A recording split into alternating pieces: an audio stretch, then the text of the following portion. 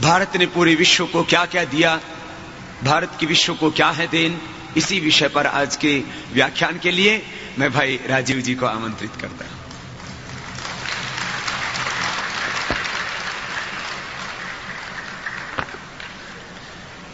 परम पूजनीय स्वामी जी, भारत स्वाभिमान और पतंजलि योग समिति के सभी सम्माननीय बहनों भाइयों,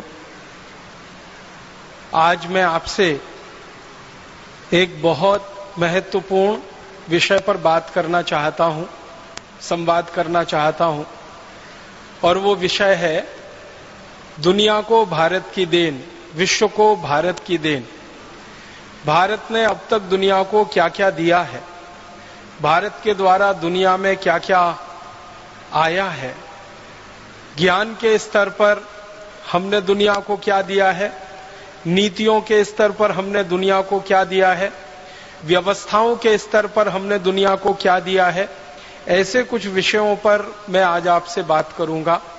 बहुत सारी रोचक जानकारियां आपके सामने प्रस्तुत करने की कोशिश करूंगा। कई जानकारियां आपके सामने ऐसी आएंगी जो आपने पहले सुनी नहीं होंगी, किसी ने आपको बताया नहीं होगा, चर्चा भी शायद आपके बीच में नहीं हुई होगी।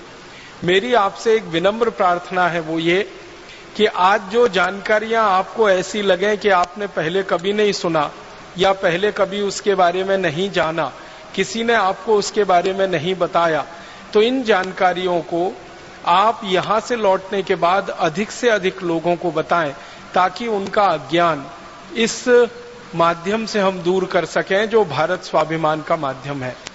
मैं सबसे पहले बात शुरू करना चाहता हूं आज के व्याख्यान में, वो यहां से कि हम सभी विद्यार्थी रहे हैं और अपने जीवन में पढ़ाई करके निकले। सभी ने प्राथमिक स्तर पर, माध्यमिक स्तर पर, फिर उच्च कक्षाओं के स्तर पर काफी कुछ पढ़ा लिखा है।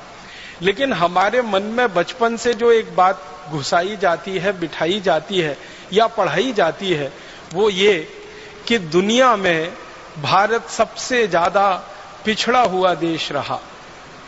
फिर पढ़ाया जाता है, बताया जाता है कि दुनिया में सबसे ज्यादा गरीब देश भारत रहा।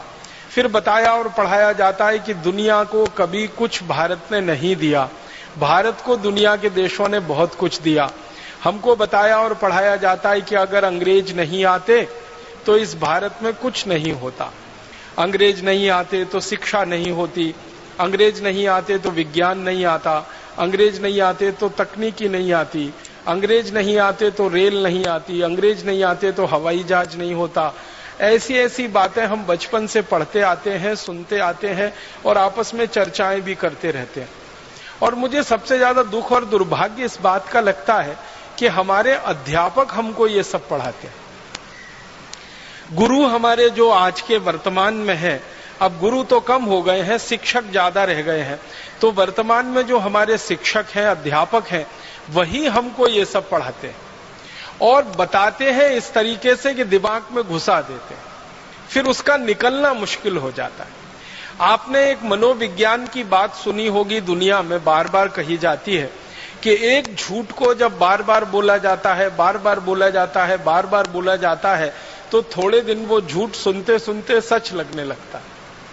तो भारत के बारे में पिछले कम से कम 250-300 वर्षों से एक झूठ पूरी दुनिया में बोला जा रहा है कि भारत एक गरीब देश, भारत एक पिछड़ा देश, भारत एक अवैज्ञानिक देश, भारत एक ऐसा देश जहां विज्ञान नहीं, जहां तकनीकी नहीं, जहां गणित नहीं, जहां भौतिक शास्त्र नहीं, जहां रसायन शास्त्र नहीं, कुछ भी नहीं। भारत एक ऐसा देश जो हर समय दूसरों पर निर्भर, भारत एक ऐसा देश जो हमेशा परावलंबी, भारत एक ऐसा देश जिसकी अपनी सभ्यता और संस्कृति में गौरव करने लायक कुछ नहीं, और जो कुछ गौरव करने लायक है वो पाखंड है, जो कुछ गर्व करने लायक है वो अवैज्ञानिक है, उसका कोई वैज्ञानिक आधार नहीं, उसका कोई तार्किक आधार नहीं। इसी तरह की बातें पढ़ते पढ़ते, सुनते सुनते हम सब बड़े हुए हैं।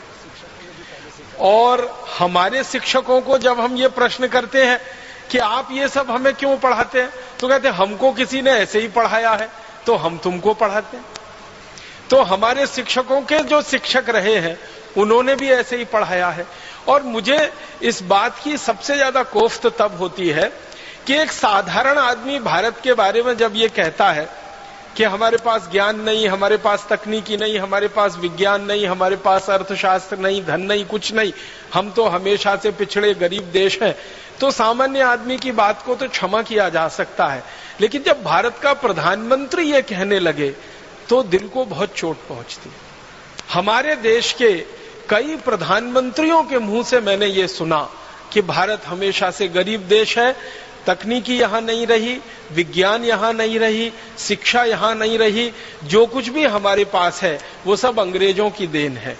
भारत के बारे में सारी दुनिया में हमारे प्रधानमंत्रियों ने बोला है, सपेरों का देश, लुटेरों का देश, अंधेरे का देश, ठगों का देश, डकैतों का देश, इस तरह की बातें सारी दुनिया में भारत के बारे में प्रचारित हुई हैं। गडरियों का देश, ऐसे ऐसे बात हमारे देश के बारे में दुनिया के लोगों के सामने आए हैं कि शर्म आती है। कई बार अपना जी करता है कि क्या करें। हमारे वर्तमान प्रधानमंत्री के द्वारा लंदन के ऑक्सफोर्ड हॉल में दिए गए भाषण की याद दिलाना चाहता हूं, जो उन्होंने ऑक्सफोर्ड यूनिवर्सिटी में दिया जब उनको डॉक्टरेट की मानद उपाधि दी जा रही थी। और उन्होंने यही कहा कि हम अंग्रेजों के बहुत आभारी हैं, जो अंग्रेज भारत में नहीं आते तो हमको तो ना विज्ञान पता था, ना तकनीकी पता थी, ना हमारी शिक्षा व्यवस्था कोई होती, ना हमारे पास कोई अर्थव्यवस्था होती, ना हमारे पास कोई कृषि व्यवस्था होती, ना हमारे पास डाकतार विभाग होता, ना रेलवे विभाग होता, वगैरह वगैरह। लंबा भाषण हमारे प्रधानमंत्री ने ऑक्सफोर्ड में दिया। 40 मिनट तक वो ये गुणगान करते रहे कि अंग्रेजों का आना भारत के लिए वरदान था, अगर अंग्रेज नहीं आते तो हम तो आज भी अंधेरे में डूबे हुए रहते। अब ये जो वर्तमान प्रधानमंत्री का बयान है, वैसा ही बयान हमारे प्रथम प्रधानमंत्री ने भी कई बार हमारी संसद में दिया।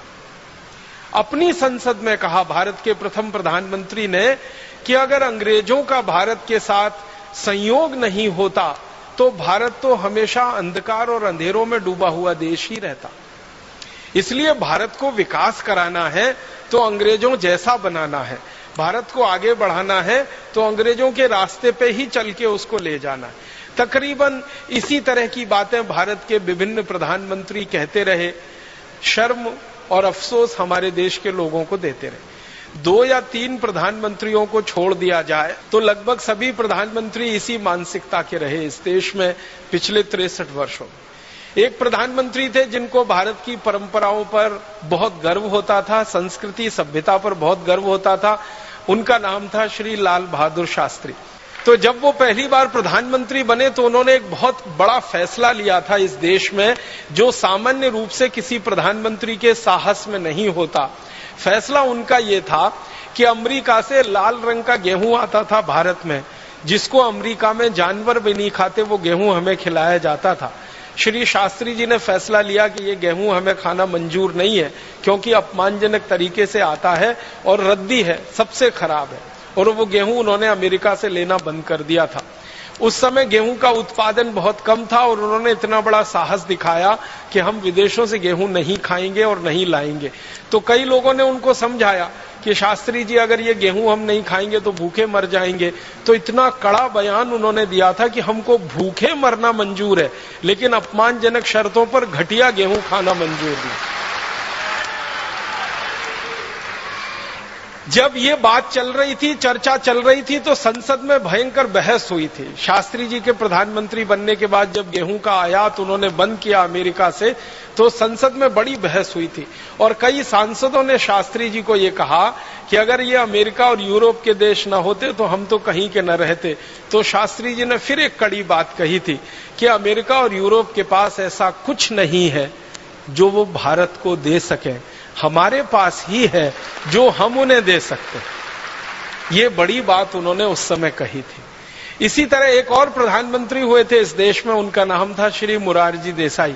वो भी बहुत भरे हुए थे कूट कूट कर भारतीय संस्कृति सभ्यता की बातों से, और वो कहा करते थे कि दुनिया में सबसे ज्यादा ज्ञान अगर किसी देश के पास है तो वो भारत के पास है। ये हमारा दुर्भाग्य है कि उस ज्ञान को हम दुनिया में स्थापित करने में पीछे रह गए। इसी तरह के एक प्रधानमंत्री और हुए हैं इस देश में, वो बहुत कम समय के लिए रहे, चंद्रशेखर, 4 महीने रहे, लेकिन वो भी ये कहा करते थे कि यूनान की सबसे पुरानी सभ्यताओं से पुरानी सभ्यता हमारी रही है। यूरोप के पास जो कुछ भी तकनीकी और विज्ञान रहा है उससे पहले हमने वो तकनीकी और विज्ञान हासिल किया है, इसलिए हमें विदेशियों से कुछ लेने की जरूरत नहीं है। जरूरत पड़ेगी तो उनको कुछ दे देंगे, लेने लायक हमारे लिए उनके पास कुछ है नहीं। तो ऐसी बातें कहने वाले 2-3 प्रधानमंत्रियों को छोड़कर लगभग सभी प्रधानमंत्री इस मानसिकता के हुए कि भारत के पास कभी कुछ नहीं रहा, हमने कभी कुछ दुनिया को दिया नहीं, हमने हमेशा दूसरों के सामने हाथ पसार कर भीख मांगी है, चाहे ज्ञान की हो, चाहे पैसे की हो, चाहे तकनीक की हो, जो भी है हम दूसरों से लेकर अपने को आगे बढ़ाते रहे। ये बहुत बड़ा भ्रम है, ये बहुत बड़ा मिथ है। ये भ्रम जितनी जल्दी टूटे इस देश का, उतना ही देश के लिए बेहतर है। इस दृष्टि से मैं आज आपके सामने कुछ ऐसे तथ्य प्रस्तुत करना चाहता हूं जो हमारे इस भ्रम को पूरी तरह से तोड़ देंगे, और आज के बाद हम में गर्व होगा ये कहते हुए कि भारत के पास ही सब कुछ है, वो ज्ञान के स्तर पर हो, व्यवस्था के स्तर पर हो, नीतियों के स्तर पर हो, किसी भी स्तर पर हो। मैं शुरुआत करता हूं, भारत ने दुनिया को क्या दिया। सबसे पहली जो बात हम दुनिया के सामने कह सकते हैं बड़े गर्व से, गौरव से, और सारी दुनिया ने अभी उसको स्वीकार करना भी शुरू कर दिया है पिछले 10-12 वर्षों से। खासकर जब से कंप्यूटर आया तब से दुनिया ने कुछ वास्तविकताओं को स्वीकार कर लिया। उनमें से एक वास्तविकता को जो दुनिया ने स्वीकार किया है वो ये कि सबसे पहली भाषा और सबसे पहली लिपि दुनिया को दी है तो वो भारत ने दी है। लिपि आप समझते हैं, जिसमें भाषा लिखी जाती है, और भाषा तो आप जानते हैं। तो दुनिया की सबसे पहली भाषा और सबसे पहली लिपि जिसको लिखकर हम व्यक्त कर सकते हैं वो भारत ने ही दुनिया को दी है। भाषा हमारी जो सबसे पहली दुनिया में गई है वो संस्कृत है, और लिपि जो हमारी दुनिया में सबसे पहली गई है वो देवनागरी है। लेकिन भारत में कई ऐसे इतिहासकार हुए हैं जिनका ये कहना है कि देवनागरी लिपि से भी पहले एक लिपि हमने दुनिया को दी है जो आज लुप्त हो गई है हमारी लापरवाही के कारण, और वो लिपि ब्राह्मी लिपि रही है। ब्राह्मी लिपि के बारे में सारी दुनिया के वैज्ञानिकों ने एक बात जो स्वीकार की है वो ये है कि ब्राह्मी लिपि उतनी ही पुरानी है जितना पुराना भारत है। और भारत के पुराने होने के बारे में परम पूजनीय स्वामी जी के मुंह से अभी आपने सुना, 1 अरब 96 करोड़ माने लगभग 2 अरब साल पहले का ये पूरा हमारा ब्रह्मांड है, प्रकृति है जिसमें भारत बसता है। लगभग उतनी ही पुरानी ब्राह्मी लिपि मानी जाती है। अब समस्या उत्पन्न ये हो गई है कि इतनी पुरानी ब्राह्मी लिपि को पढ़ने वाले और समझने वाले वैज्ञानिकों की संख्या अभी नहीं है। बहुत थोड़े वैज्ञानिक रहे हैं जो लिपि वैज्ञानिक माने जाते हैं, जो वो भाषा को पढ़कर उसका अर्थ समझा सकते हैं। तो ब्राह्मी लिपि हमारी सबसे पुरानी लिपि है जो दुनिया के देशों को हमने दी, और दुनिया के लिपि वैज्ञानिक ये मानते हैं कि लिखना अगर दुनिया में सिखाया है किसी देश ने तो वो भारत ने ही सिखाया है, क्योंकि भारत के पहले लिखने की कला किसी भी देश को नहीं आती थी। भारत ने लिखना सिखाया, क्योंकि लिपि का आविष्कार सबसे पहले भारत में हुआ। जब आपके पास लिपि होती है तभी आप लिख सकते हैं। पढ़ना और बोलना तो थोड़ा आसान होता है, लेकिन लिखना थोड़ा कठिन माना जाता है, वो लिपि के प्रभाव से ही होता है। तो सबसे पहली लिपि हमारी, तो सबसे पहले लिखना हमारे यहां शुरू हुआ, और वो लिखना फिर हमारे यहां से चीन में गया। चीन ने हमसे लिखना सीखा। चीन के जो लिपि वैज्ञानिक हुए हैं, जो पिछले हजारों साल का अध्ययन कर रहे हैं, वो ईमानदारी से इस बात को स्वीकार करते हैं कि चीन के वैज्ञानिक, चीन के ऋषि मुनि भारत आए, उन्होंने लिपियों का अध्ययन किया, अध्ययन करके चीन में वापस गए, और वहां जाकर फिर उन्होंने अपनी लिपियों का आविष्कार किया। तो लिखना भारत ने सिखाया पूरी दुनिया को। और अगर भाषा आपने दी है पूरी दुनिया को, तो दूसरी बात भी कही जा सकती है कि बोलना भी हमने ही सिखाया पूरी दुनिया को। लिपि से लिखना आता है, भाषा से बोलना आता है। भाषा हमारी सबसे पुरानी संस्कृत जो सारी दुनिया में हमने दी है। दुनिया की जो विशिष्ट भाषाएं मानी जाती हैं अंग्रेजी को छोड़कर, जैसे जर्मन है, जैसे फ्रेंच है, जैसे डच है, जैसे इटालियन है, जैसे पोर्चुगीज है, जैसे स्पेनिश है, जैसे रशियन है, जैसे डेनिश है, दुनिया में विशिष्ट भाषाओं में ये मानी जाती है, अंग्रेजी को छोड़कर। अंग्रेजी विशिष्ट भाषाओं में नहीं मानी जाती, अंग्रेजी सामान्य भाषाओं में गिनती होती है, क्योंकि अंग्रेजी दूसरों की नकल है और जो दूसरी भाषाएं हैं वो मूल भाषाएं मानी जाती हैं। तो जो मूल भाषाएं मानी जाती हैं पूरी दुनिया में, जर्मन हो, फ्रेंच हो, डच हो, इटालियन हो, रशियन हो, फिर स्पेनिश हो, पोर्चुगीज हो, ये सभी मूल भाषाओं के मूल वैज्ञानिक जो अध्ययन करते रहते हैं वो ये कहते हैं कि हमारी सभी भाषाएं संस्कृत से निकली। जर्मनी में तो ये बात बिल्कुल गहराई तक स्वीकार की जा चुकी है कि जर्मन भाषा संस्कृत की देन है और जर्मनी के लोग अपने आप को बड़े गर्व से ये कहते हैं कि हम आर्य हैं, माने हम भारतवासियों के ही जैसे हैं, हमारे वंशज भारतवासी रहे हैं। जर्मनी की जो हवाई जहाज की सेवा है ना, उनकी सबसे बड़ी हवाई सेवा, उसका नाम है लुफ्थहान्सा। जब लुफ्थहान्सा के बारे में किसी जर्मन को मैंने पूछा कि ये लुफ्थहान्सा क्या शब्द है, जर्मनी का शब्द है, जर्मन का शब्द है, वो वैज्ञानिक मुझे हैरानी से देखने लगा, कहने लगा ये जर्मन का शब्द नहीं है, ये संस्कृत का शब्द है। मैं पूछा क्या है, तो उसने कहा लुप्तहंस, उसमें से बना लिया लुप्तहंसा। लुप्त माने खत्म हो गए, विलीन हो गए, और हंस जानते हैं एक बहुत विशेष किस्म का पक्षी जो आज दुनिया में हमें दिखाई नहीं देता। एक जमाने में सबसे ज्यादा ये हंस भारत में ही हुआ करते थे, तो उन्होंने कहा भारत के संस्कृत में से हमने ये निकाला है लुप्त हंसा। हंस जो लुप्त हो गए उनके नाम पर हमारी पूरी एयरलाइन चलती है जिसको लुफ्थहान्सा कहते हैं। पहली बार मुझे पता चला कि जर्मनी की सरकार का संस्कृत के प्रति इतना प्रेम है कि उन्होंने अपनी एयरलाइंस का नाम ही भारत के शब्दों से बना लिया। और आज जर्मनी में शिक्षा में, विश्वविद्यालय के स्तर की शिक्षा में संस्कृत की पढ़ाई पर और संस्कृत के शास्त्रों की पढ़ाई पर सबसे ज्यादा पैसा खर्च हो रहा है। और जर्मनी दुनिया का भारत के बाहर का पहला देश है जिसने अपनी एक यूनिवर्सिटी, एक विश्वविद्यालय संस्कृत साहित्य के लिए समर्पित किया हुआ है। और जर्मनी दुनिया का वो पहला देश है जिसने भारत के बाहर भारत की विद्या को सीखने और सिखाने की परंपरा शुरू की है। हमारे जो महर्षि चरक हुए, जिन्होंने चिकित्सा व्यवस्था का सबसे पहला सिद्धांत और सारी विद्याएं दुनिया को सिखाई, चरक, उनके नाम पर जर्मनी की सरकार ने विभाग बनाया है, उसका नाम ही है चरकोलॉजी। चरक ऋषि के नाम पर चरक लिया और लॉजी उसमें उन्होंने लगा दिया अंग्रेजी का, तो चरकोलॉजी विभाग उनका है, माने चिकित्सा विभाग। जर्मनी की सरकार सबसे ज्यादा भारतीय विद्याओं की जो खोज है उस पर खर्चा कर रही है।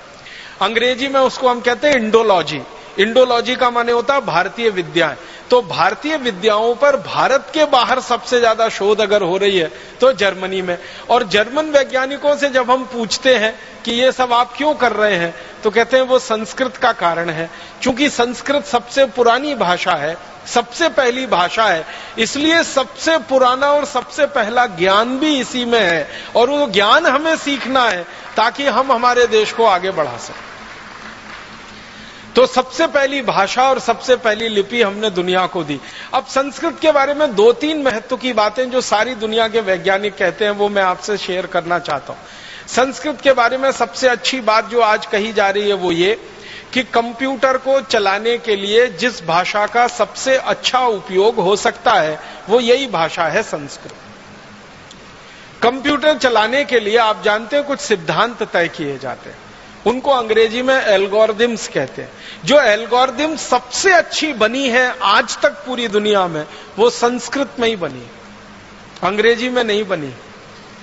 आपको सुनकर हैरानी होगी, दुनिया में कंप्यूटर चलाने वाली सबसे अच्छी algorithm, best in the world, पूरी दुनिया में सबसे अच्छी एल्गोरिदम वो संस्कृत में तैयार हुई है।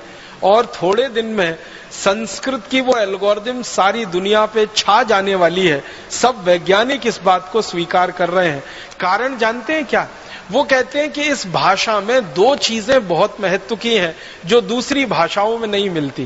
पहली भाषा की जो विशेषता है संस्कृत की वो ये कि इसका जो व्याकरण है वो एकदम पक्का है।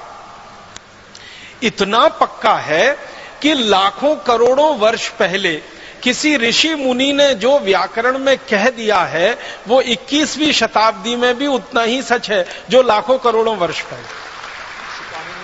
महर्षि पाणिनि के जो सूत्र हैं हजारों वर्ष पुराने हैं और हजारों वर्ष पुराने महर्षि पाणिनि के सूत्रों में एक कॉमा एक फुल स्टॉप को भी बदलने की जरूरत आज तक किसी को नहीं लगती। यह इस भाषा की सबसे बड़ी विशेषता है। दुनिया की बाकी सभी भाषाओं में बदलाव होते हैं, समय के साथ बदलाव होते हैं और व्याकरण काफी कुछ बदलता रहता है, लेकिन संस्कृत दुनिया की अकेली और एकदम विशिष्ट भाषा है जिसका व्याकरण महर्षि पाणिनि से लेकर आज 21वीं शताब्दी तक एकदम पक्का है और शायद अगले लाखों करोड़ों वर्ष तक उतना ही पक्का रहेगा, जिसमें कोई भूल चूक होने की दूर दूर तक संभावना नहीं। ये भाषा की सबसे बड़ी विशेषता होती है और इसलिए फ्रांसीसियों ने अपनी जो भाषा बनाई फ्रेंच, उसको संस्कृत का आधार दिया।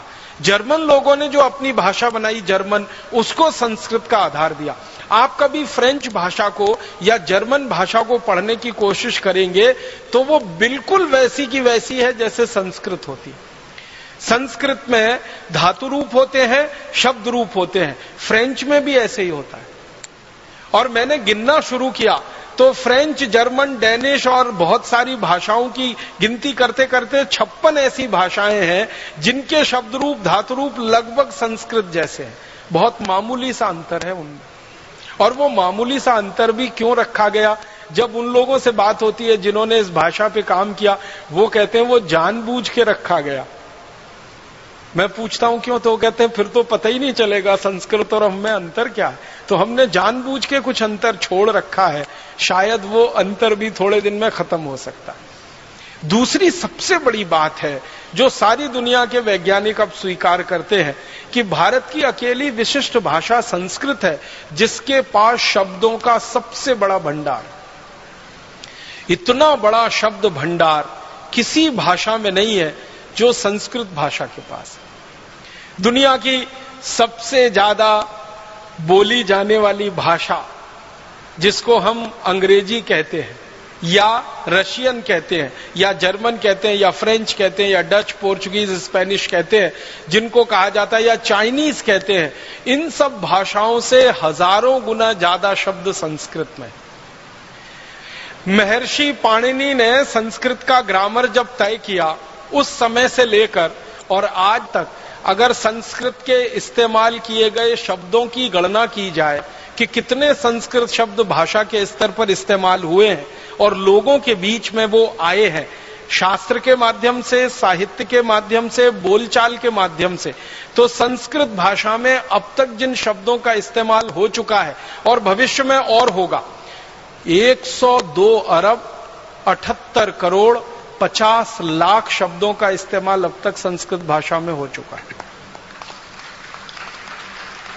102 अरब 78 करोड़ 50 लाख इतने शब्दों का इस्तेमाल महर्षि पाणिनि के समय से लेकर और अभी तक हो चुका है।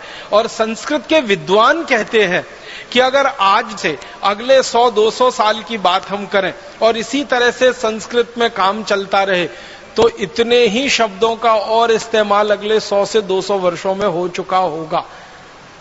जब संस्कृत कंप्यूटर की भाषा हो जाएगी थोड़े दिन में, क्योंकि दुनिया की सबसे अच्छी एल्गोरिदम संस्कृत में तैयार हुई है और सामान्य कंप्यूटर की भाषा में संस्कृत आने लगेगी, तो वैज्ञानिकों का कहना है कि 102 अरब 78 करोड़ 50 लाख जो शब्द अब तक इस्तेमाल हुए हैं, इतने ही शब्द और इस्तेमाल हो चुके होंगे अगले 100 से 150-200 वर्षों में। माने दुनिया में किसी भाषा में इतना बड़ा शब्द भंडार होने की दूर दूर तक क्षमता नहीं है जो संस्कृत में। और संस्कृत भाषा के जो वैज्ञानिक हैं, जानकार हैं, वो ये कहते हैं अनंत शब्द भंडार। ये 102 अरब 78 करोड़ 50 लाख तो वो गिनती है जो अब तक इस्तेमाल हुए शब्द हैं। जो भविष्य में इस्तेमाल होने वाले शब्द हैं उनकी गिनती हम नहीं कर सकते हैं। इसलिए कहा जाता है कि अनंत शब्द भंडार है। दुनिया में किसी भाषा में इतना बड़ा शब्द भंडार नहीं। कोई व्यक्ति अगर लगकर ईमानदारी से 3 वर्ष करे काम तो संस्कृत भाषा का ये पूरा व्याकरण सीख सकता है और इतना बड़ा शब्द भंडार उसके कोश में आ सकता है। हमारे परम पूज्य ऋषि महर्षि पाणिनि ने जो लिखा है अष्टाध्यायी, उसको 3 वर्ष में पढ़कर कोई व्यक्ति बड़ा पंडित हो सकता है। मैं और एक गहरी तीसरी बात कहना चाहता हूं संस्कृत के बारे में, जो दुनिया के सारे वैज्ञानिक कहते हैं, वो ये कि सबसे बड़ी बात सबसे कम शब्दों में कहने की क्षमता अगर दुनिया की किसी भाषा में है तो वो संस्कृत में। सबसे बड़ी बात, एक वाक्य हो सकता है बहुत बड़ा। अगर हम पेज के लाइन के हिसाब से देखें तो बहुत सारे वाक्य ऐसे हो सकते हैं जो 1/4 पेज के हों, 1/3 पेज के हों, आधे पेज के हों। संस्कृत की ताकत इतनी बड़ी है कि उनको सबसे कम शब्दों में कह सकती है और पूरी बात उसमें आ सकती है, एक बात भी उसमें छूटे बिना। तो ये तीसरी सबसे बड़ी बात जो इस भाषा में है कि बड़े से बड़ी बातों को सूत्र रूप में, संक्षेप रूप में कह देने की ताकत इस भाषा में है, जो दूसरी भाषाओं में बहुत कम मिलती है। और ऐसे गुणगान अगर मैं करता रहूं तो पूरा व्याख्यान ही संस्कृत भाषा पे हो जाएगा। इसलिए मैंने संकेत के रूप में आपसे कहा कि दुनिया को सबसे पहली भाषा और सबसे पहली लिपि हमने दी तो संस्कृत भाषा के रूप में दी और ब्राह्मी लिपि के रूप में दी, और बाद में देवनागरी लिपि सारी दुनिया में स्थापित हुई। बहुत सारे वैज्ञानिक इस बात के लिए आजकल चर्चाएं कर रहे हैं सारी दुनिया की भाषाओं का झगड़ा मिटा दें। आपको मालूम है भाषाओं के आधार पर बहुत झगड़े होते हैं दुनिया में। ये देश उससे लड़ रहा है, वो उससे लड़ रहा है। भारत में भी झगड़े हो रहे हैं कि ये इलाका हमारा है, वो इलाका इनका है, वो भाषा के आधार पर। और प्रांतों की रचना भी हमारे देश में भाषावार आधार पर हो गई है और वो सबसे बड़ी गलती हो गई। तो भाषा के आधार पर दुनिया में बहुत झगड़े हैं। लेकिन कई वैज्ञानिक मुझे ये कहते रहते हैं कि सारे झगड़े मिट सकते हैं अगर सब भाषाओं की लिपि देवनागरी हो जाए तो सारी दुनिया की भाषाओं के झगड़े मिट सकते हैं। हमारी भारत में कन्नड़ है, तमिल है, तेलुगु है, मलयालम है, उड़िया है, बांग्ला है, आसामी है, मराठी है, गुजराती है, और दुनिया में फ्रेंच है, जर्मन है, डच है, फिर स्पेनिश है, फिर पोर्चुगीज है। ऐसी 20-50 सैकड़ों भाषाओं को देवनागरी में लिखना शुरू कर दिया जाए तो सारे झगड़े मिट सकते हैं। एक बार मैंने कुछ विद्वानों से यह पूछा कि क्या देवनागरी में यह ताकत है कि सब भाषाओं का समावेश कर सके लिखित रूप में? उन्होंने कहा देवनागरी में ही ताकत है और किसी लिपि में यह ताकत ही नहीं है पूरी दुनिया में जो सब भाषाओं को वो समाविष्ट कर सके अपने आप। इस समय हमारे देश में मराठी भाषा देवनागरी में ही लिखी जाती है, हिंदी तो देवनागरी में लिखी ही जाती है, नेपाली भाषा देवनागरी में, संस्कृत तो लिखी ही जाती है। दुनिया की बहुत सारी भाषाएं और भारत में चलने वाली बहुत सारी भाषाएं अगर एक साथ देवनागरी में लिखी जाना शुरू हो जाए तो ये ताकत, ये क्षमता एक लिपि में है, दुनिया की दूसरी किसी लिपि में नहीं है। इसका हमें गर्व है, गौरव है, अभिमान है कि सारी दुनिया को हमने ऐसी लिपि दी है जो सबसे ज्यादा वैज्ञानिक है और भाषा ऐसी दी है जो सबसे प्राचीन है और सबसे ज्यादा वैज्ञानिक। मैं थोड़ा आगे बढ़ता हूं। चूंकि संस्कृत सबसे समृद्ध भाषा है तो इस भाषा में लिखा गया साहित्य भी सबसे ज्यादा समृद्ध ही होगा। जब भाषा समृद्ध होती है तो भाषा का साहित्य भी समृद्ध होता है। तो संस्कृत भाषा में जितना साहित्य लिखा गया है पूरी दुनिया में शायद ही किसी भाषा में लिखा गया। फिर आप बोलेंगे दिखाई तो नहीं देता। ये दिखाई नहीं देता वो हमारी लापरवाही का नतीजा है और हमसे कई सारी बड़ी भूलें हुई हैं। उनमें से एक बड़ी भूल ये हुई है कि अपने साहित्य को बचाकर हम नहीं रख सके। पिछले 1000 वर्षों में हमारे साहित्य का बहुत नुकसान हुआ है। पिछले 1000 वर्षों आपको शायद ये जानकर हैरानी होगी कि विदेशी लुटेरों ने जब से भारत में आना शुरू किया तो भारत की संपत्ति को ही नहीं लूटा, यहां के साहित्य को भी लूटा, क्योंकि ज्ञान उसमें भरा पड़ा। तो हमसे साहित्य की साज संभाल नहीं हो पाई पिछले 1000 वर्षों में, वो काफी कुछ लूट गया। और कई विदेशी आक्रांता तो ऐसे आए जिन्होंने हमारे साहित्य को जला दिया। आपने सुना है तक्षशिला की कहानी? भारत की सबसे बड़ी पुस्तकालय की कितनी दुर्वस्था हुई थी कि उसको जला दिया गया था।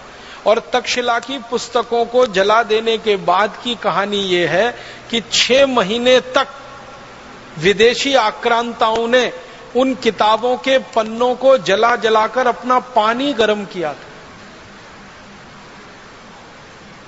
इतना बड़ा हमारा ज्ञान का भंडार था तक्षशिला विश्वविद्यालय, जो 6 महीने तक जलता रहा था।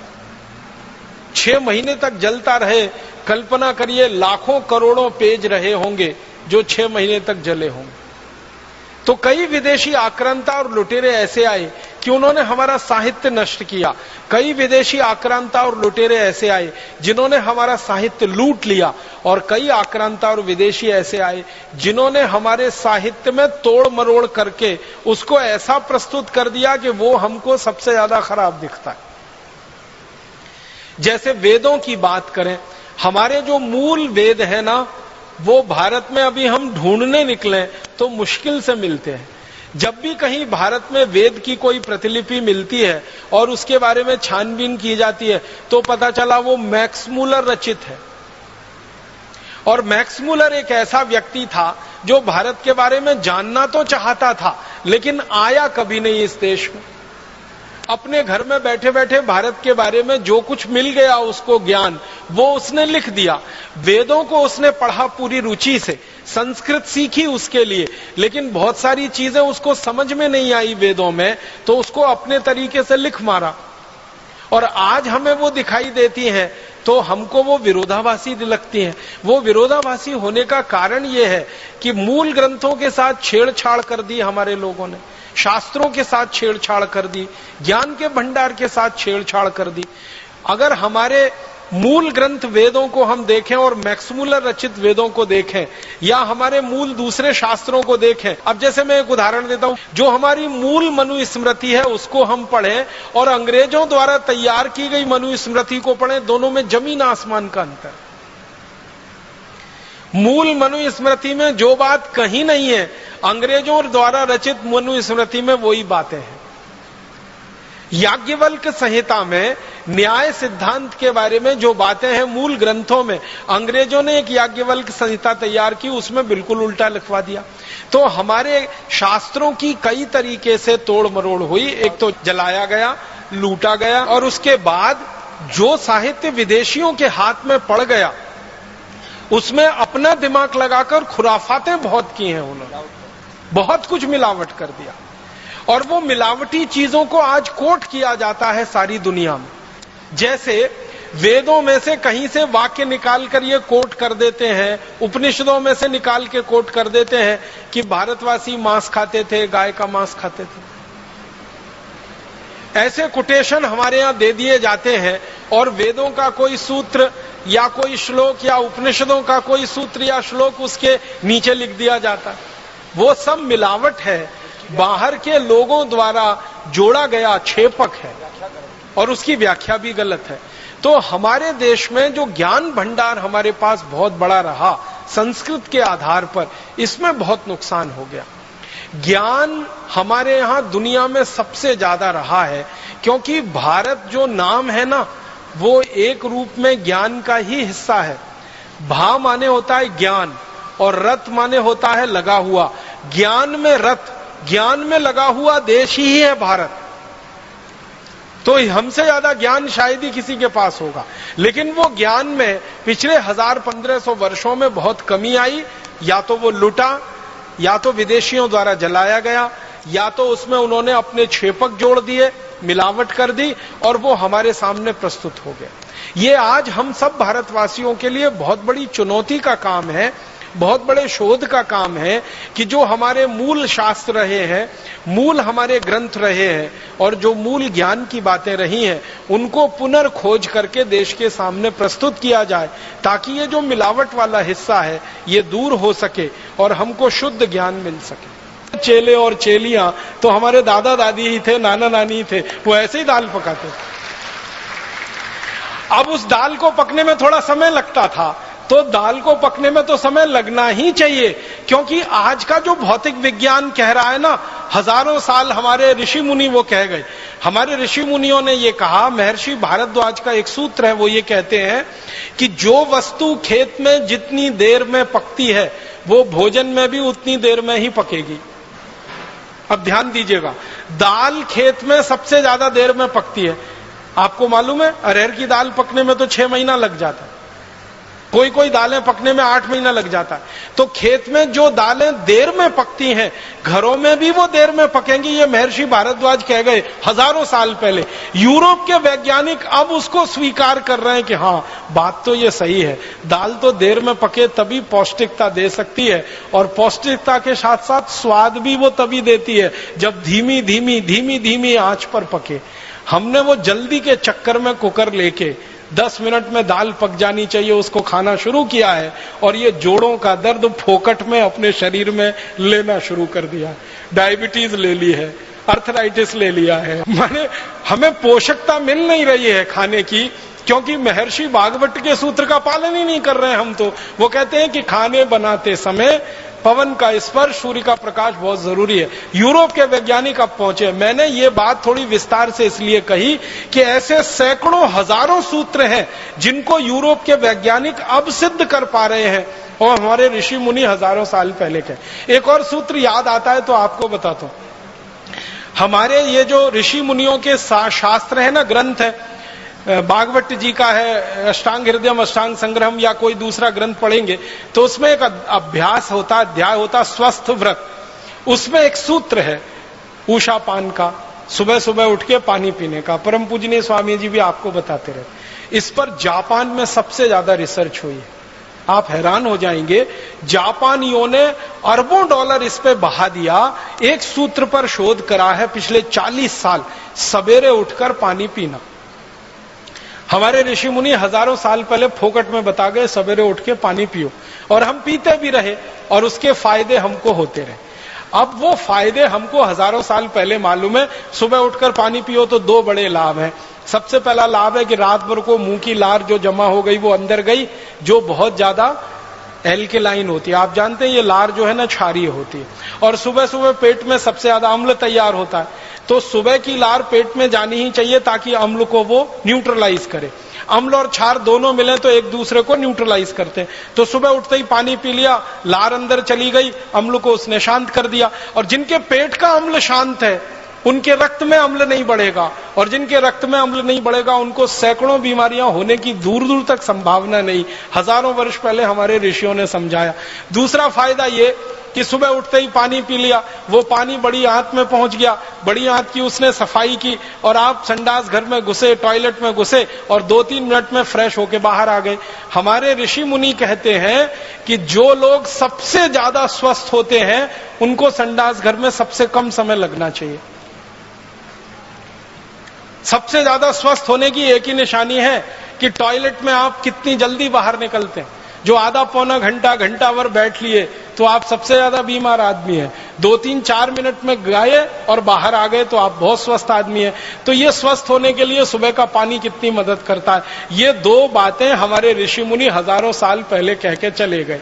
अब जापानियों ने 40 साल इस पे रिसर्च किया और अरबों डॉलर फूंक दिए। अब वो 2 ही बातें वो भी कह रहे हैं, यही बातें कह रहे हैं जो हमारे ऋषियों ने हजारों साल पहले कह दी।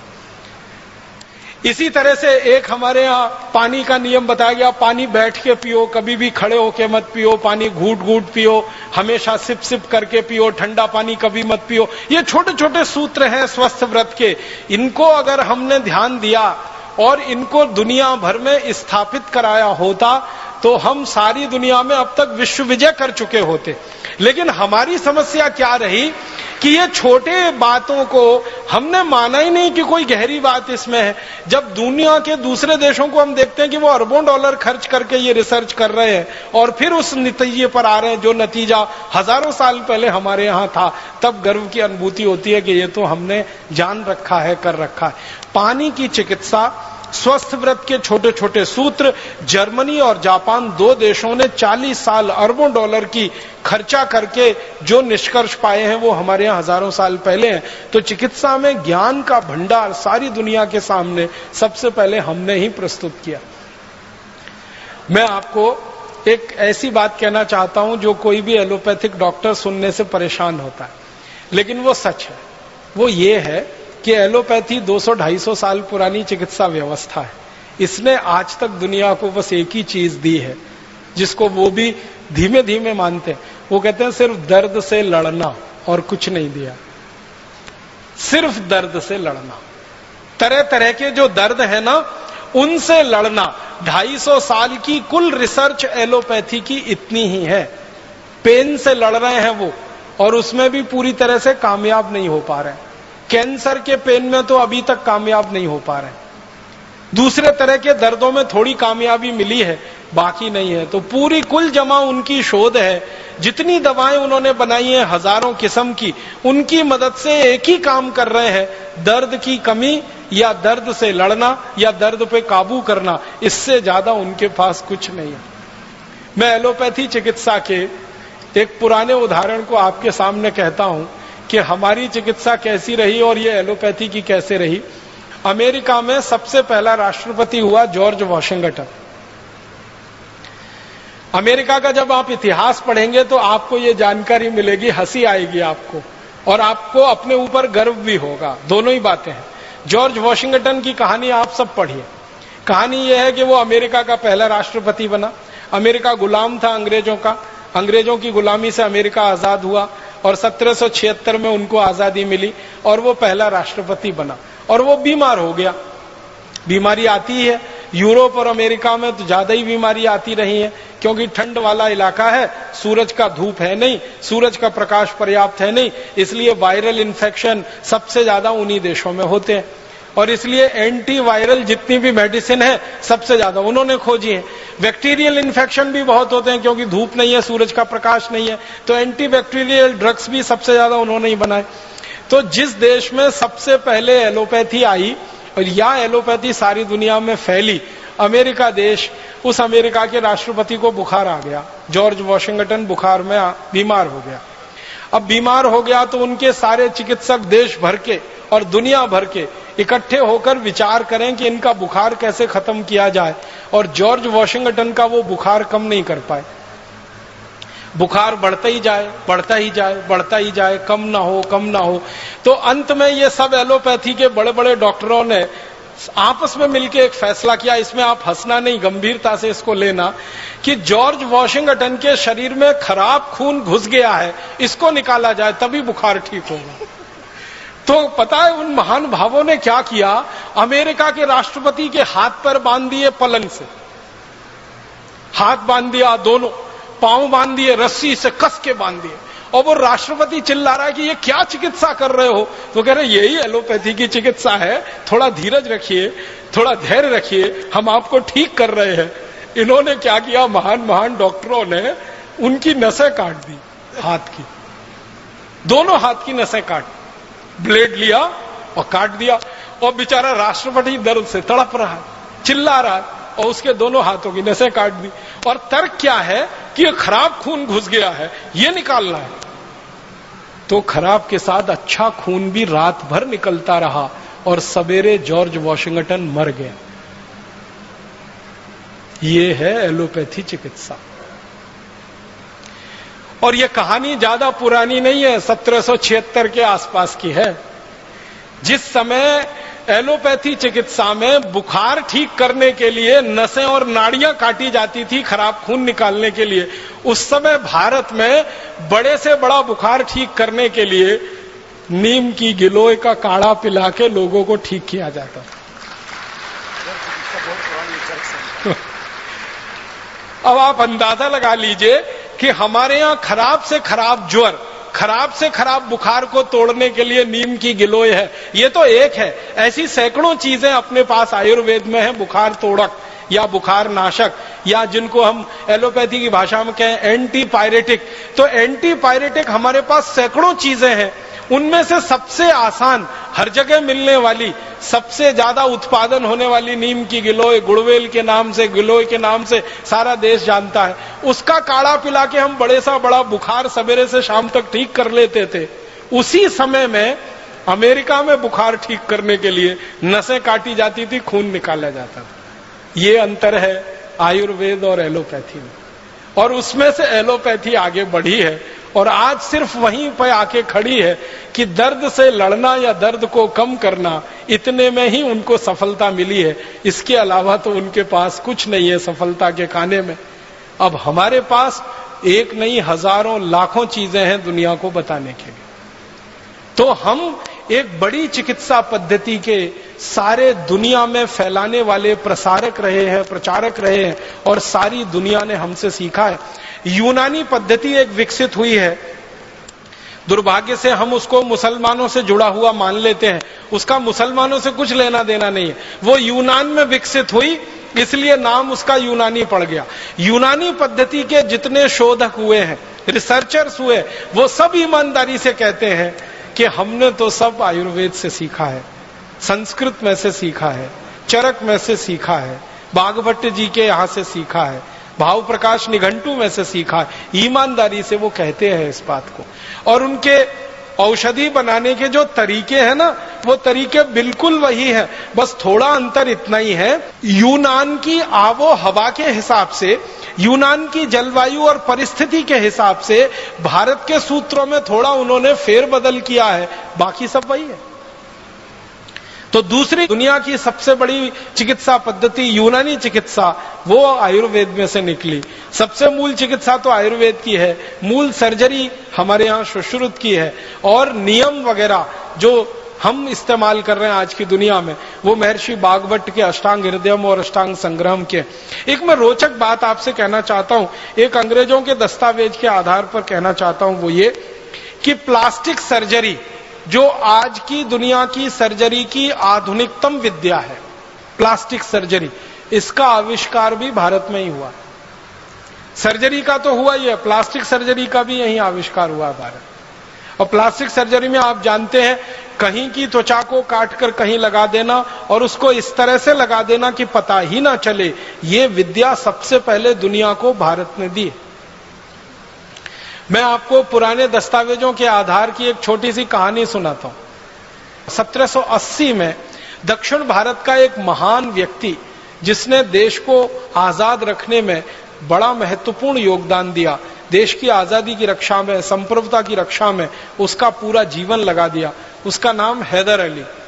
हैदर अली दक्षिण भारत का सम्राट, आज हम जिसको कर्नाटक कहते हैं, कर्नाटक के एक बड़े भूभाग पर हैदर अली का राज्य हुआ करता था। 1780 से 84 के बीच में अंग्रेजों ने हैदर अली पर हमले किए, कई बार हमले किए। तो एक हमले का जिक्र एक अंग्रेज की डायरी में से निकला, वो मैं सुना रहा हूं आपको। एक अंग्रेज आया, उसका नाम था कर्नल कूट, उसने हैदर अली पे हमला किया, और ये 1780 की घटना है। उस हमले में हैदर अली ने अंग्रेजों को परास्त कर दिया। हैदर अली का ये इतिहास रहा कि जब जब अंग्रेजों ने हैदर अली पर हमला किया, हैदर अली ने हर बार अंग्रेजों को हराया। एक बार भी अंग्रेज कभी उससे जीत नहीं पाए, एक बार भी नहीं जीते। हर बार आते थे, हमला करते थे, हार के चुपचाप चले जाते थे। हैदर अली के ऊपर जब बार बार अंग्रेजों के हमले हुए तो हैदर अली को थोड़ा गुस्सा आ गया। तो ये जो कर्नल कूट आया, हमला किया, हैदर अली ने उसको हरा दिया, और चूंकि उसको थोड़ा गुस्सा था अंग्रेजों से, तो उसने कर्नल कूट की नाक काट दी। हमारे भारत में नाक कटना सबसे बड़ी बदनामी होती थी। आप जानते हैं, पूरे रामायण की कहानी नाक कटने की कहानी है। जो सूर्पणखा की नाक न कटी होती तो रामायण नहीं होती, और नाक कटना सबसे बड़ी बदनामी है। तो हैदर अली ने गर्दन तो नहीं काटी उसकी, कर्नल कूट की, वो चाहता तो गर्दन काट सकता था, क्योंकि कर्नल कूट पराजित हुआ था। कर्नल कूट अपनी डायरी में लिखता है कि मैं पराजित हो गया, हैदर अली के सैनिकों ने मुझे बंदी बना लिया और हैदर अली के पास मुझे ले गए। हैदर अली सिंहासन पर बैठा था, मैं उसके नीचे चरणों में बैठा था। वो चाहता तो मेरी एक झटके में गर्दन काट देता, लेकिन उसने गर्दन नहीं काटी, मेरी नाक काट दी। और फिर मुझे छोड़ दिया कि जाओ अब कटी हुई नाक लेके जाओ और सबको बताओ कि तुम्हारी नाक क्यों कटी। तो कर्नल कूट लिखता है कि मुझे घोड़ा दे दिया उसने भागने के लिए, नाक काट के मेरे हाथ में रख दी और कहा भाग जाओ। तो मैं घोड़े पे बैठ के भागा, भागते भागते भागते भागते एक जगह वो लिखता है मैं बेलगाम में आ गया। बेलगाम आप जानते हैं कर्नाटक का एक जिला। तो बेलगाम में आ गया, तो बेलगाम में एक वैद्य ने मुझे देखा, नाक से खून निकल रहा है, कटी हुई नाक हाथ में है। तो वैद्य ने कहा ये तुम्हारी नाक कहां कट गई? तो उसने झूठ बोला और कहा कि पत्थर मार दिया किसी ने। तो वैद्य ने कहा ये पत्थर मारी हुई नाक नहीं है, ये तलवार से काटी हुई नाक है, मैं वैद्य हूं, मैं चिकित्सक हूं, मैं जानता हूं। तो उसने सच बताया कि मेरी नाक काटी गई है। किसने काटी? तुम्हारे राजा ने काटी, हैदर अली ने काटी। क्यों काटी? मैंने युद्ध किया उससे, मैं हार गया, उसने मेरी नाक काटी। तो वो वैद्य कहता है कि अब तुम क्या करोगे? कटी नाक से इंग्लैंड जाओगे, लंदन जाओगे? कहता है जाने की इच्छा तो नहीं है, लेकिन क्या करूं, जाना ही पड़ेगा। तो वो वैद्य इतना दयालु, इतना कृपालु, वो कहता है कि मैं तुम्हारी नाक जोड़ सकता हूं। तो कर्नल कूट कहता है मुझे तो भरोसा ही नहीं हुआ, ये नाक कैसे जुड़ सकती है कटी हुई? मैंने तो सुना नहीं अपनी जिंदगी में कि एक बार शरीर का कोई अंग कट जाए तो वो जुड़ सकता है। तो वैद्य जी कहते मैं जोड़ सकता हूं। तो कर्नल कूट ने कहा जोड़ दो। तो उसने कहा मेरे घर चलो। तो वैद्य जी उसको ले गया और ऑपरेशन किया। उस ऑपरेशन का 30 पन्ने में वर्णन है। वो 30 पन्ने तो नहीं सुना सकता, अंत में सुना रहा हूं। ऑपरेशन सफलतापूर्वक संपन्न हो गया, नाक उसकी जुड़ गई। वैद्य जी ने उसको एक लेप दे दिया बना के और कहा कि ये लेप ले जाओ, रोज सुबह शाम लगाते रहना। वो लेप लेके चला गया। 15-17 दिन के बाद बिल्कुल नाक उसकी जुड़ गई। फिर वो जहाज में बैठ के लंदन चला गया। 3 महीने बाद वो ब्रिटिश पार्लियामेंट में खड़ा होकर भाषण दे रहा है कर्नल कूट, और सबसे पहला सवाल पूछता है सब अंग्रेजों से, आपको लगता है मेरी नाक कटी हुई है? तो सब अंग्रेज हैरान होके कहते नहीं नहीं तुम्हारी नाक तो कटी हुई बिल्कुल नहीं दिखती।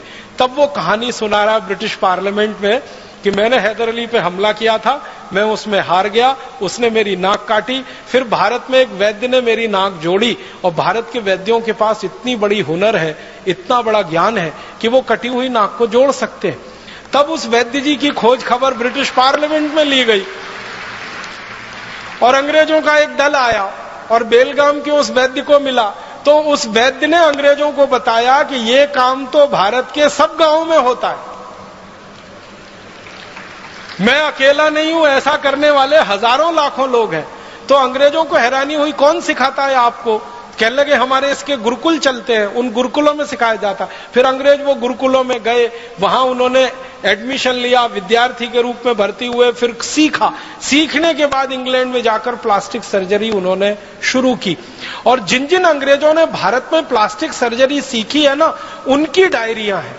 एक अंग्रेज का मैं बताता हूं आपको, वो कहता है कि जब मैंने पहली बार प्लास्टिक सर्जरी सीखी, जिस गुरु से सीखी वो भारत का विशेष आदमी था और वो नाई था जाति का, उसने मुझे सिखाई सर्जरी। ध्यान देना इस बात पर, जाति का नाई, जाति का चर्मकार, जाति का कोई और, हमारे यहां ये ज्ञान के बड़े पुलिंदे थे, ज्ञान के बड़े पंडित थे।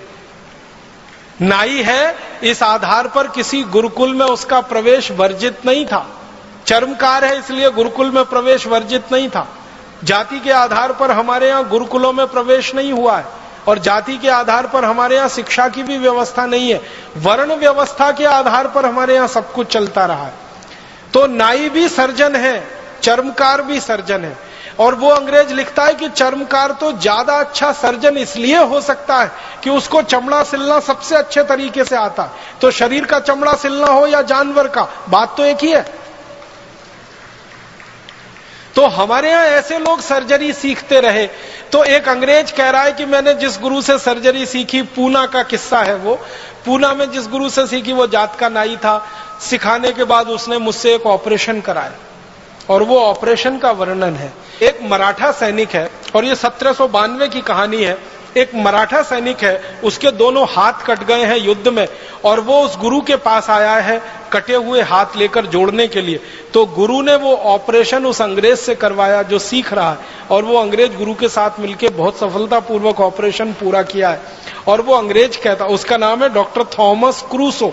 वो अंग्रेज कहता है कि मैंने मेरे जीवन में इतना बड़ा ज्ञान किसी गुरु से सीखा और इस गुरु ने मुझसे एक पैसा नहीं लिया, फीस नहीं ली। ये मैं बिल्कुल अचंभा मानता हूं, आश्चर्य मानता हूं। और थॉम क्रूसो ये सीख के गया है, फिर उसने प्लास्टिक सर्जरी का स्कूल खोला और उस प्लास्टिक सर्जरी के स्कूल में फिर अंग्रेज सीखे हैं और अंग्रेजों ने सीख सीख कर फिर दुनिया में फैलाया है। दुर्भाग्य इस बात का है कि सारी दुनिया में प्लास्टिक सर्जरी के उस स्कूल का तो वर्णन है, लेकिन इन वैद्यों का वर्णन अभी तक नहीं आया विश्व ग्रंथों में, जिन्होंने अंग्रेजों को प्लास्टिक सर्जरी सिखाई थी। और ये क्यों हम रह गए वंचित? हुआ ये कि 17वीं शताब्दी से 19वीं शताब्दी के बीच में जब सारी दुनिया में ये रिकॉर्डिंग चल रही थी कि किस देश से क्या आया, किस देश ने दुनिया को क्या दिया, इसके लिए सारा भंडारण हो रहा था, ग्रंथालय बन रहे थे। उस समय चूंकि हम अंग्रेजों के गुलाम थे, इसलिए हम प्रयास नहीं कर पाए और वहां तक पहुंच नहीं पाए। तो अब हमें ये करना पड़ेगा, आज नहीं तो कल सारी दुनिया में जाकर अपने द्वारा दी गई खोजों को स्थापित कराना पड़ेगा, उनका रजिस्ट्रेशन कराना पड़ेगा, जरूरत पड़नी है तो उस पर पेटेंट लेना पड़ेगा, और जरूरत पड़ेगी तो वर्ल्ड पेटेंट लेना पड़ेगा, विश्व पेटेंट लेना पड़ेगा। और पूरी दुनिया में इस ज्ञान को स्थापित कराने के लिए मुझे लगता है कि भारत स्वाभिमान से अच्छा दूसरा कोई अभियान नहीं होगा। हम इस काम को सारी दुनिया में कराएंगे। एक और रोचक जानकारी देता हूं चिकित्सा से संबंधित। 1710 के साल में एक अंग्रेज भारत आया, उसका नाम था डॉक्टर ओलिवर। ये भारत में आके कलकत्ता में आया, कलकत्ता में इसने घूमा, बंगाल घूमा, और घूमते हुए इसने एक डायरी लिखी है। उस डायरी के पन्ने का एक पैराग्राफ सुनाऊंगा आपको। वो ये कहता है कि मैंने भारत में आकर पहली बार देखा कि चेचक जैसी महामारी को कितने आसानी से भारतवासी ठीक कर लेते हैं। आपको मालूम है 17वीं शताब्दी में सारी दुनिया में एक महामारी फैली थी जिसको चेचक कहते हैं। इसमें एक बड़ी चेचक होती थी, एक छोटी चेचक होती थी। अफ्रीका में लाखों लोग मर गए थे इसके कारण। लैटिन अमेरिका में लाखों लोग मरे थे इस बीमारी से। अफ्रीका, लैटिन अमेरिका और एशिया के हिस्से में लाखों, शायद करोड़ों भी हो सकते हैं, मरे थे 17वीं शताब्दी के आसपास। यह बीमारी फैली थी, महामारी थी, बीमारी नहीं थी। उस दौरान ये अंग्रेज आया भारत में जिसका नाम था डॉक्टर ओलिवर। वो आया कलकत्ता में, तो वो देखता क्या है कि भारतवासी चेचक की बीमारी को लड़ने के लिए टीका लगाते हैं। और वो कहता है कि मैंने दुनिया में पहली बार देखा। और डॉक्टर ओलिवर का नाम बहुत बड़ा नाम है इंग्लैंड में। इंग्लैंड के लोग उसको बहुत इज्जत से याद करते हैं, डॉक्टर ओलिवर को। तो वो कहता मैंने पहली बार आके देखा भारत जैसे देश में चेचक का टीका लग रहा है। और चेचक का टीका लगाने का उसने अपनी डायरी में वर्णन किया है। तो वो लिखता है कि मैं आया कलकत्ते में 1710 के साल में, और मैंने देखा कि भारत में उस समय चेचक की बीमारी सबसे कम है। दुनिया के देशों में सबसे ज्यादा है और यहां सबसे कम है। तो इसने कहा कि मैंने खोजना शुरू किया कि यह बीमारी भारत में सबसे कम क्यों है। तो पता चला हर भारतवासी ने चेचक का टीका लगवा रखा है। तो उसका वो वर्णन करता है कि चेचक का टीका एक सुई जैसी वस्तु से लगाया जाता था, और वो 3 दिन में किसी भी व्यक्ति को चेचक के प्रति ताकतवर बनाता था, प्रतिकारक शक्ति उसकी दे देता था। और उसके बारे में वो लिखता है कि 3 दिन टीका लगाकर उस व्यक्ति को थोड़ा बुखार आता था। उसके बुखार को ठीक करने के लिए पानी की पट्टियां रखी जाती थी पेट में। 3 दिन में वो व्यक्ति ठीक हो जाता था। एक बार टीका जिसने ले लिया, जिंदगी भर के लिए वो चेचक से मुक्त हो जाता था। वो कहता है कि इतना अद्भुत टीका मैंने दुनिया में पहली बार देखा भारत में। और ये कहानी है 1710 की। अब आपको एक हैरानी होगी जानकर, अंग्रेजों ने चेचक का टीका लगाना भारत से सीखा। ये डॉक्टर ओलिवर सीख के गया कलकत्ता से, लंदन गया। लंदन में इसने डॉक्टरों की सभा बुलाई और उनको कहा कि आपको मालूम है हम चेचक से मर रहे हैं और भारतवासी चेचक से लड़ रहे हैं, उनके पास टीका है इसका। तो कोई अंग्रेज मानने को तैयार नहीं इसकी बात को। वो कहते हैं कि गप मार रहे हो। तो वो कहता मेरे खर्चे से सबको लेके चलता हूं। तो दोबारा फिर आया, अपने साथ कई अंग्रेज डॉक्टरों को लेके आया और कलकत्ता के कई इलाकों में घुमाया उनको और दिखाया कि देखो कैसे घर घर में जाके टीका लगाते हैं चेचक का, और बस एक छोटी सी सुई उसको मामूली सा चुभाते हैं, बस उतने में ही इम्यूनिटी होती है 3 दिन के अंदर। फिर उन्होंने पूछना शुरू किया कि इसमें है क्या, तो वो कहते हैं जो भारत में चेचक का टीका लगाने वाले वैद्य हैं ना, वो बताते हैं कि इसमें कुछ नहीं है, जिनको चेचक हो जाती है उनके शरीर का जो पस होता है वो हम निकाल लेते हैं और सुई की नोक के बराबर किसी के शरीर में प्रवेश करा देते हैं और फिर शरीर उसकी इम्यूनिटी धारण कर लेता है। ये सिद्धांत हमारा है जो दुनिया को हमने दिया। आजकल आधुनिक विज्ञान सिखाता है ना ये टीके के बारे में, पल्स पोलियो अभियान एक चल रहा है, फिर स्मॉल पॉक्स के खिलाफ, फिर ये बड़ी माता के खिलाफ, फिर इसके खिलाफ, फिर बहुत सारा टाइफाइड के खिलाफ जो चलता रहता है और जगह जगह टीके लगाते रहते हैं। ये टीके लगना सारी दुनिया को भारत ने सिखाया है। और टीके के पीछे का जो दर्शन है कि आप जिस बीमारी से लड़ना चाहते हैं उसी बीमारी के जीवाणु को आप शरीर में प्रवेश कराइए ताकि शरीर में प्रतिरक्षा तंत्र उसका मजबूत हो जाए। यह सिद्धांत पूरी दुनिया को हमने दिया। बस दुर्भाग्य हमारा यह है कि इस सिद्धांत का जब दुनिया के वैज्ञानिकों के स्तर पर पंजीकरण हो रहा था, रजिस्ट्रेशन हो रहा था, तब हम वहां हाजिर नहीं थे और इसलिए हमारे नाम से ये दर्ज होने से वंचित रह गया। ये डॉक्टर ओलिवर के नाम से वहां दर्ज है। दुनिया भर के जो रिकॉर्ड्स है ना उनमें डॉक्टर ओलिवर के नाम से ये वर्णित है और डॉक्टर ओलिवर अपनी डायरी में लिख रहा है कि मैंने कलकत्ता में आके सीखा है इसको। तो डॉक्टर ओलिवर के पहले ये चेचक के बारे में अगर लिखना होगा तो उन वैद्यों के बारे में। और डॉक्टर ओलिवर अपनी डायरी में लिखता है कि ये जो वैद्य हैं इनको मैंने पूछा कि आपको किसने सिखाया, तो वो कहते हैं हमारे गुरु ने सिखाया। उनको किसने सिखाया, उनके गुरु ने सिखाया। तो कहता है कम से कम भारत में पिछले 1500 साल से ये टीका लग रहा है और ये बात है 1710 के आसपास। वो कहता है 1500 साल से कम का इतिहास नहीं निकलेगा भारत में चेचक के टीके का। और अंत में वो कहता है कि भारत के ये जो वैद्य हैं ये इनको प्रणाम करना चाहिए, इनका वंदन करना चाहिए, इनका अभिनंदन करना चाहिए कि निशुल्क रूप से ये सेवा देने के लिए एक एक घर में जा रहे हैं और लोगों को चेचक जैसी महामारी से बचा रहे हैं। हम अंग्रेजों को इन्होंने बिना किसी शुल्क के ये ज्ञान सिखाया है। हम इनके जितने ज्यादा आभारी हो सके उतना अच्छा होगा, ये डायरी के अंत में लिखता है। लेकिन दूसरे अंग्रेज उसकी डायरी का ये अंतिम हिस्सा गायब करके उसको अपने नाम से प्रकाशित करवाते हैं और सारी दुनिया आज ये मान के बैठी है कि चेचक के टीके का आविष्कारक डॉक्टर ओलिवर था, वो भारत था, ओलिवर ने आके यहां सीखा था। और एक दो रोचक बातें मैं आपको बताना चाहता हूं हमारे भारत के बारे में, जो दुनिया की हमने दिया है, क्या क्या हमने दिया है दुनिया को।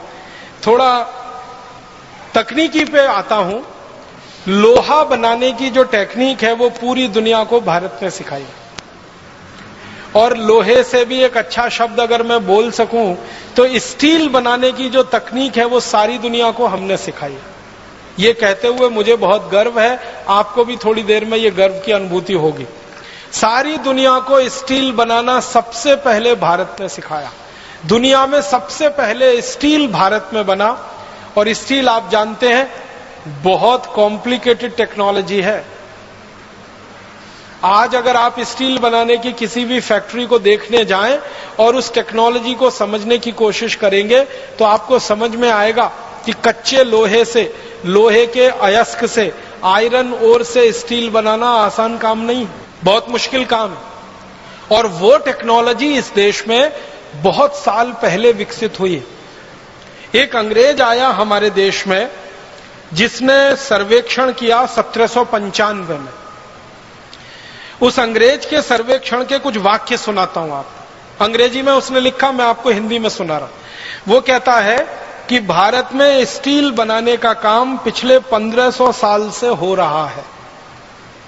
1795 माने 1800 मान लो, और 1800 से 1500 साल घटा दो तो तीसरी शताब्दी से ईसा के जन्म के 300 साल के बाद क्या समय निकलता है।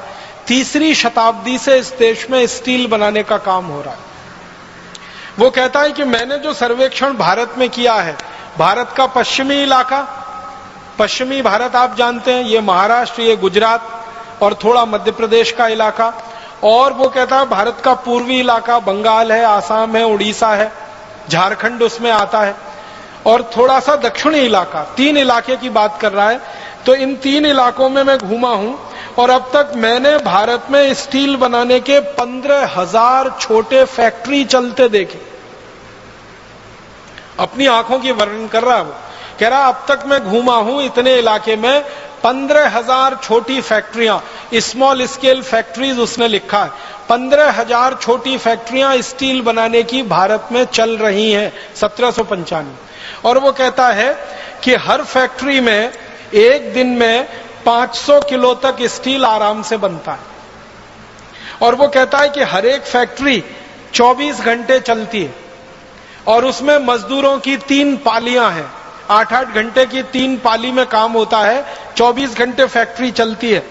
और ये फैक्ट्री को जो सबसे महत्वपूर्ण उपकरण लगता है वो लोहा गलाने वाली भट्टी है, जिसको आज हम अंग्रेजी में कहते हैं ना ब्लास्ट फर्नेस। कच्चा लोहा है, वो ब्लास्ट फर्नेस में डाला जाता है, फिर ब्लास्ट फर्नेस में तापमान बढ़ाया जाता है, 1500 डिग्री सेंटीग्रेड, 1400 डिग्री सेंटीग्रेड जब तापमान पहुंचता है तब लोहा पानी की तरह से उबलता है, फिर उसको निकाला जाता है, फिर ठंडा किया जाता है, फिर उसमें निकिल क्रोमियम जैसी चीजें मिला के स्टील तैयार होता है।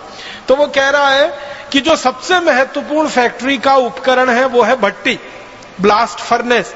और वो कहता है कि मैंने हिसाब निकाला है कि भारत में स्टील बनाने वाली किसी भी फैक्ट्री की जो ब्लास्ट फर्नेस है उसको बनाने का खर्चा सिर्फ 15 रुपए आता है।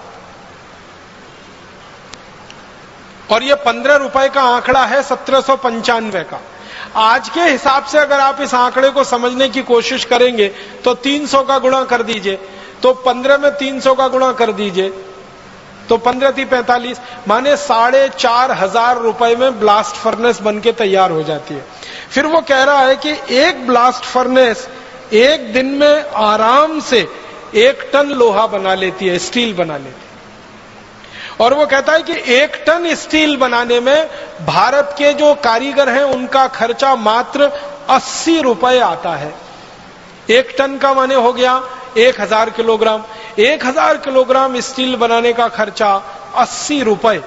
तो आप जरा कल्पना करिए 1 किलो स्टील बनाने का खर्चा 80 पैसे। और आपको मालूम है इस समय 1 किलो स्टील कितने में बनता है? 40 रुपए। 1795 में हम भारतीय तकनीक से स्टील बनाते थे तो 1 किलो स्टील बनाने का खर्चा 80 पैसे आता था।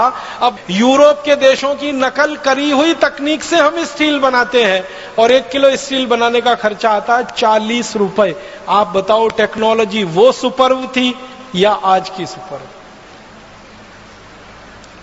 और आगे लिखता है वो कि हमारे देश में ये स्टील बनने में जो छोटी फैक्ट्रियां हैं वो 10 घंटे लगाती हैं और 10 घंटे में स्टील बनके तैयार हो जाता है।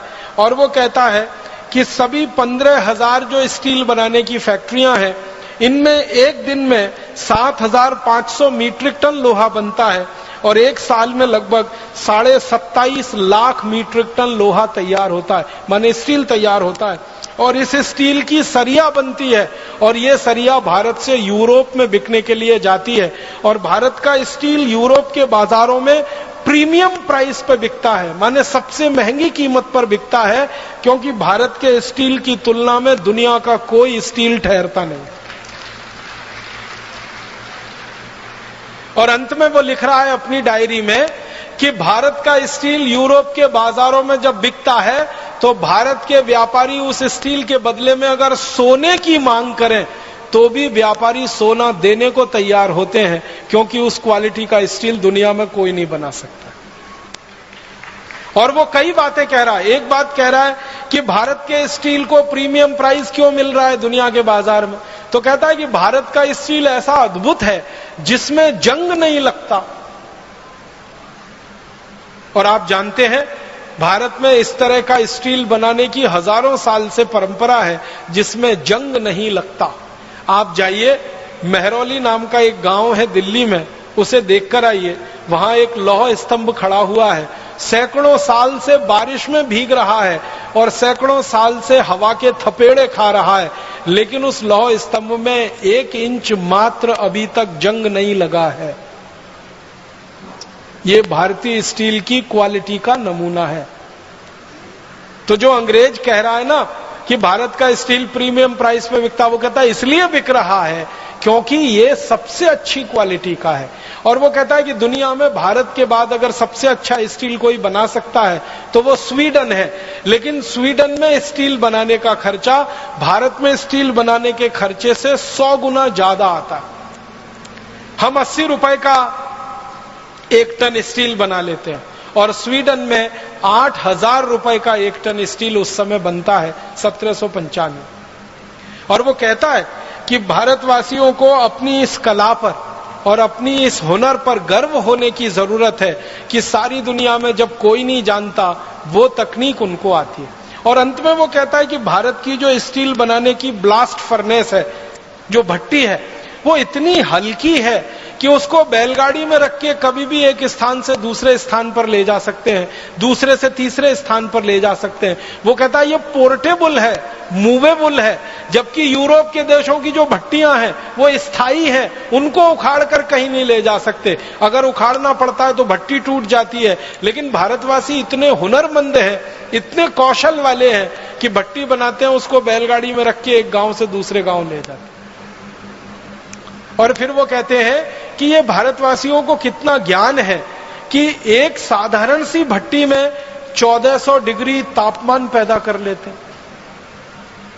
आप जानते हैं 1400 डिग्री तापमान पैदा करना आसान काम नहीं है, बहुत मुश्किल काम है। और ये भी तब 17वीं शताब्दी में। आज तो हम बिजली की मदद से चाहें तो 2000 डिग्री 3000 डिग्री तक जा सकते हैं, लेकिन जब बिजली नहीं थी तब हम 1400 डिग्री का तापमान पैदा कर सकते थे। और वो कहता है कि इसके लिए एक सबसे बड़ा कारण है कि भारत में सबसे अच्छे किस्म का लोहा मिलता है और सबसे अच्छे किस्म का कोयला मिलता है। उस कोयले और लोहे के सम्मिश्रण से यह स्टील बनता है। कोयला 1400 डिग्री तापमान पैदा कर देता है और लोहा उसमें गल जाता है और स्टील बना देता है। तो स्टील बनाना सारी दुनिया को हमने सिखा। ये जो अंग्रेज है जो आया भारत में सर्वेक्षण किया, इसने सीखा और सीखने के बाद ये लंदन गया। लंदन में जाके इसने एक स्कूल खोला, मेटलर्जी का स्कूल खोला, उसमें स्टील बनाना अंग्रेजों को सिखाया। और फिर दुर्भाग्य से इसी के नाम से दर्ज हो गया कि स्टील का सबसे पहला बनाने वाला ये अंग्रेज, लेकिन उसने भारत से सीखा है। ये बात अभी दर्ज होना बाकी है। एक दो और उदाहरण देता हूं, हमने दुनिया को और क्या क्या दिया है।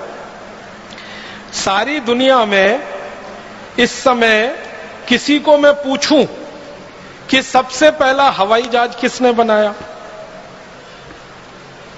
तो हम ले दे के एक नाम लेते हैं, राइट ब्रदर्स ने बनाया। और उनके नाम से दर्ज है यह आविष्कार। 17 दिसंबर सन 1903 को अमेरिका के कैरोलिना के समुद्र तट पर राइट ब्रदर्स ने पहला हवाई जहाज बनाकर उड़ाया, जो 120 फीट उड़ा और गिर गया। और उसके बाद फिर आगे हवाई जहाज की कहानी शुरू होती है। तो हम बचपन से ये पढ़ते आए हैं कि 17 दिसंबर 1903 में पहली बार हवाई जहाज बना और उड़ा, 120 फीट तक गया। अमेरिका के साउथ कैरोलिना के समुद्र तट पर राइट ब्रदर्स ने उसको उड़ाया। लेकिन अभी दस्तावेज मिले हैं और वो ये बताते हैं कि 1903 से कई साल पहले सन 1895 में हमारे देश के एक बहुत बड़े विमान वैज्ञानिक ने हवाई जहाज बनाया और मुंबई की चौपाटी के समुद्र तट पर उड़ाया और वो 1500 फीट ऊपर उड़ा और उसके बाद नीचे गिरा। जिस भारतीय वैज्ञानिक ने यह करामात की उनका नाम था शिवकर बापूजी तलपदे मराठी व्यक्ति थे। अगर आप मुंबई से परिचित हो तो मुंबई में एक छोटा सा इलाका है, उसको चीरा बाजार कहते हैं, वहां उनका जन्म हुआ और पढ़ाई लिखाई की। एक गुरु के सानिध्य में रह के संस्कृत शास्त्रों का अध्ययन किया।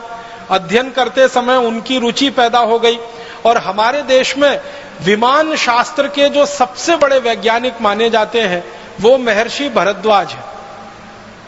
महर्षि भरद्वाज ने विमान शास्त्र की सबसे पहली पुस्तक लिखी है। उस पुस्तक के आधार पर फिर सैकड़ों पुस्तकें लिखी गई विमान शास्त्र की। सबसे पहली पुस्तक महर्षि भरद्वाज की है विमान शास्त्र की। और भारत में वो जो पुस्तक उपलब्ध है, सबसे पुरानी पुस्तक वो 1500 साल पुरानी है। महर्षि भरद्वाज तो उसके भी बहुत साल पहले हुए। तो महर्षि भरद्वाज ने विमान शास्त्र पे सबसे ज्यादा शोध किया। ये जो शिवकर बापूजी तलपदे थे, इनके हाथ में महर्षि भरद्वाज की वो पुस्तक लग गई, विमान शास्त्र। उस पुस्तक को आद्योपांत उन्होंने पढ़ा। उस पुस्तक के बारे में उन्होंने कुछ रोचक बातें कही हैं।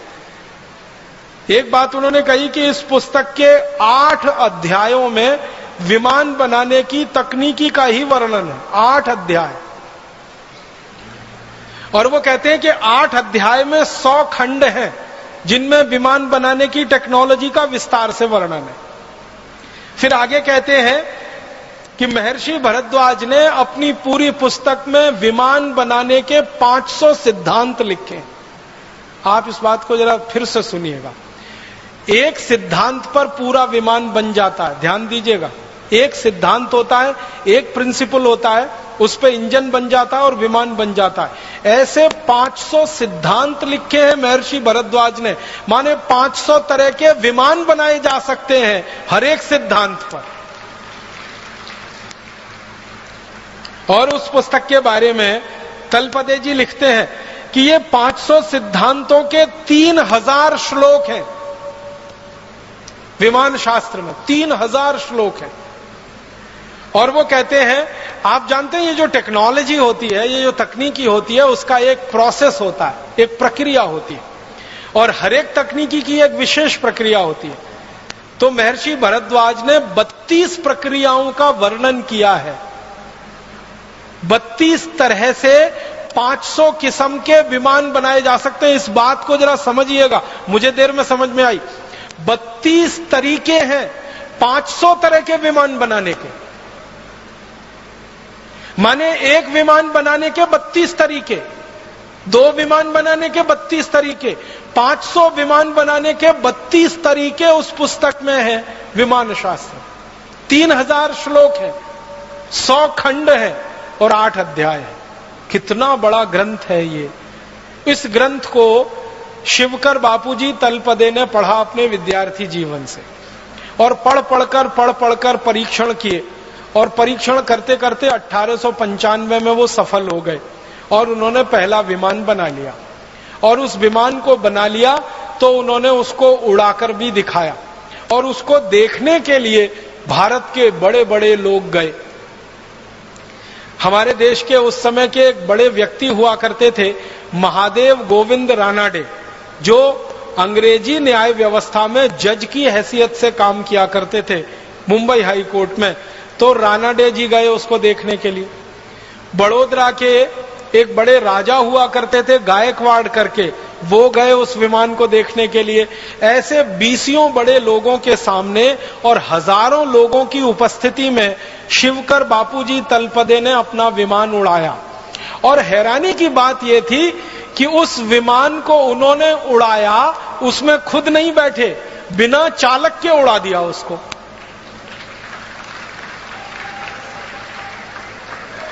माने आप समझिए कि उस विमान को उड़ाया होगा तो कंट्रोल सिस्टम तलपदे जी के हाथ में है और विमान हवा में उड़ रहा है। और यह बात 1895 में हो रही है, आज की दुनिया की बात नहीं हो रही। और उस विमान को उड़ाते उड़ाते 1500 फीट तक वो लेके गए। फिर उसके बाद उन्होंने उसको उतारा और बहुत सकुशल उतारकर उसको जमीन पे खड़ा कर दिया। माने वो विमान टूटा नहीं, उसमें आग लगी नहीं, उसके साथ कोई दुर्घटना हुई नहीं, उड़ा 1500 फीट तक गया, फिर नीचे कुशलता से उतरा और सारी भीड़ ने तलपदे जी को कंधों पर उठा लिया। महाराजा गायकवाड़ ने उनके लिए इनाम की घोषणा की, एक जागीर उनके लिए घोषणा कर दी कि ये पूरी जागीर इनको दूंगा। और गोविंद रानाडे जी जो थे वहां पर, उन्होंने घोषणाएं की, बड़े बड़े लोगों ने घोषणाएं की। तलपदे जी का यह कहना था कि मैं ऐसे कई विमान बना सकता हूं, मुझे पैसे की कुछ जरूरत है, आर्थिक रूप से मेरी अच्छी स्थिति नहीं है। तो लोगों ने इतना पैसा इकट्ठा करने की घोषणा की कि आगे तो उनको कोई जरूरत नहीं थी। लेकिन तभी उनके साथ एक धोखा हुआ। धोखा क्या हुआ? अंग्रेजों की एक कंपनी थी, उसका नाम था रैली ब्रदर्स करके। वो आई उनके पास, तलपदे जी के पास, और तलपदे जी को कहा कि ये जो विमान आपने बनाया है इसका ड्राइंग हमें दे दीजिए। तलपदे जी ने कहा कि उसका कारण बताइए। तो उन्होंने कहा कि हम आपकी मदद करना चाहते हैं, आपने ये जो आविष्कार किया है इसको सारी दुनिया के सामने लाना चाहते हैं, आपके पास पैसे की बहुत कमी है, हमारी कंपनी काफी पैसा इस काम में लगा सकती है, लिहाजा हमारे साथ आप समझौता कर लीजिए और इस विमान की डिजाइन दे दीजिए। तलपदे जी भोले भाले सीधे साधे आदमी, मान गए और कंपनी के साथ उन्होंने एक समझौता कर लिया। उस समझौते में रैली ब्रदर्स जो कंपनी थी, इसने क्या किया, पूरा विमान का मॉडल उनसे ले लिया और ड्राइंग ले ली, डिजाइन ले ली, और उसको लेकर ये कंपनी लंदन चली गई। और लंदन के बाद उस समझौते को वो कंपनी भूल गई और वही ड्राइंग और वही डिजाइन फिर अमेरिका पहुंच गई।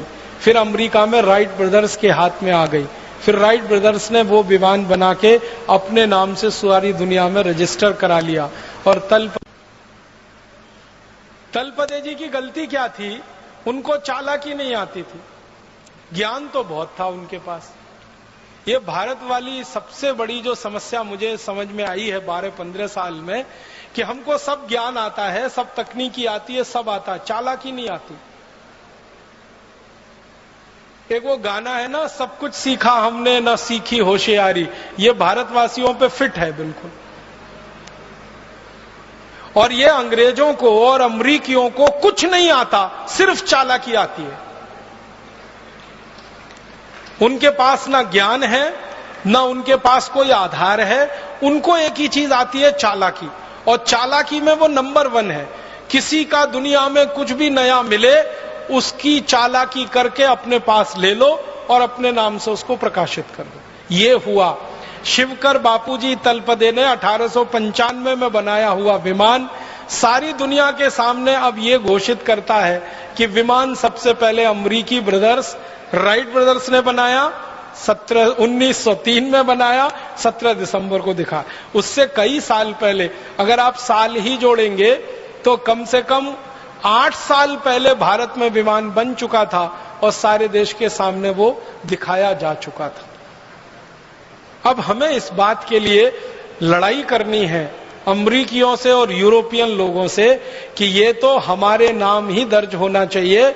और रैली ब्रदर्स कंपनी ने जो बेईमानी और बदमाशी की थी समझौते के बाद, उसका उस कंपनी को हर्जाना देना चाहिए, क्योंकि समझौता करने के बाद बेईमानी की थी।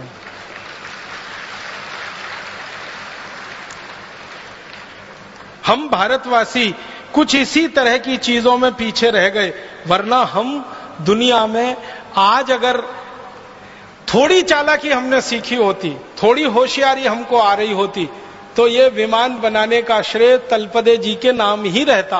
ये रैली ब्रदर्स की चोरी और फिर राइट ब्रदर्स तक उसका पहुंचना, ये नहीं हो पाता। और बाद में तलपदे जी मृत्यु हो गई और उनकी मृत्यु के बाद सारी कहानी खत्म हो गई। उनकी तो मृत्यु के बारे में भी शंका है, उनकी हत्या की गई और दर्ज कर दिया गया कि उनकी मृत्यु हो गई।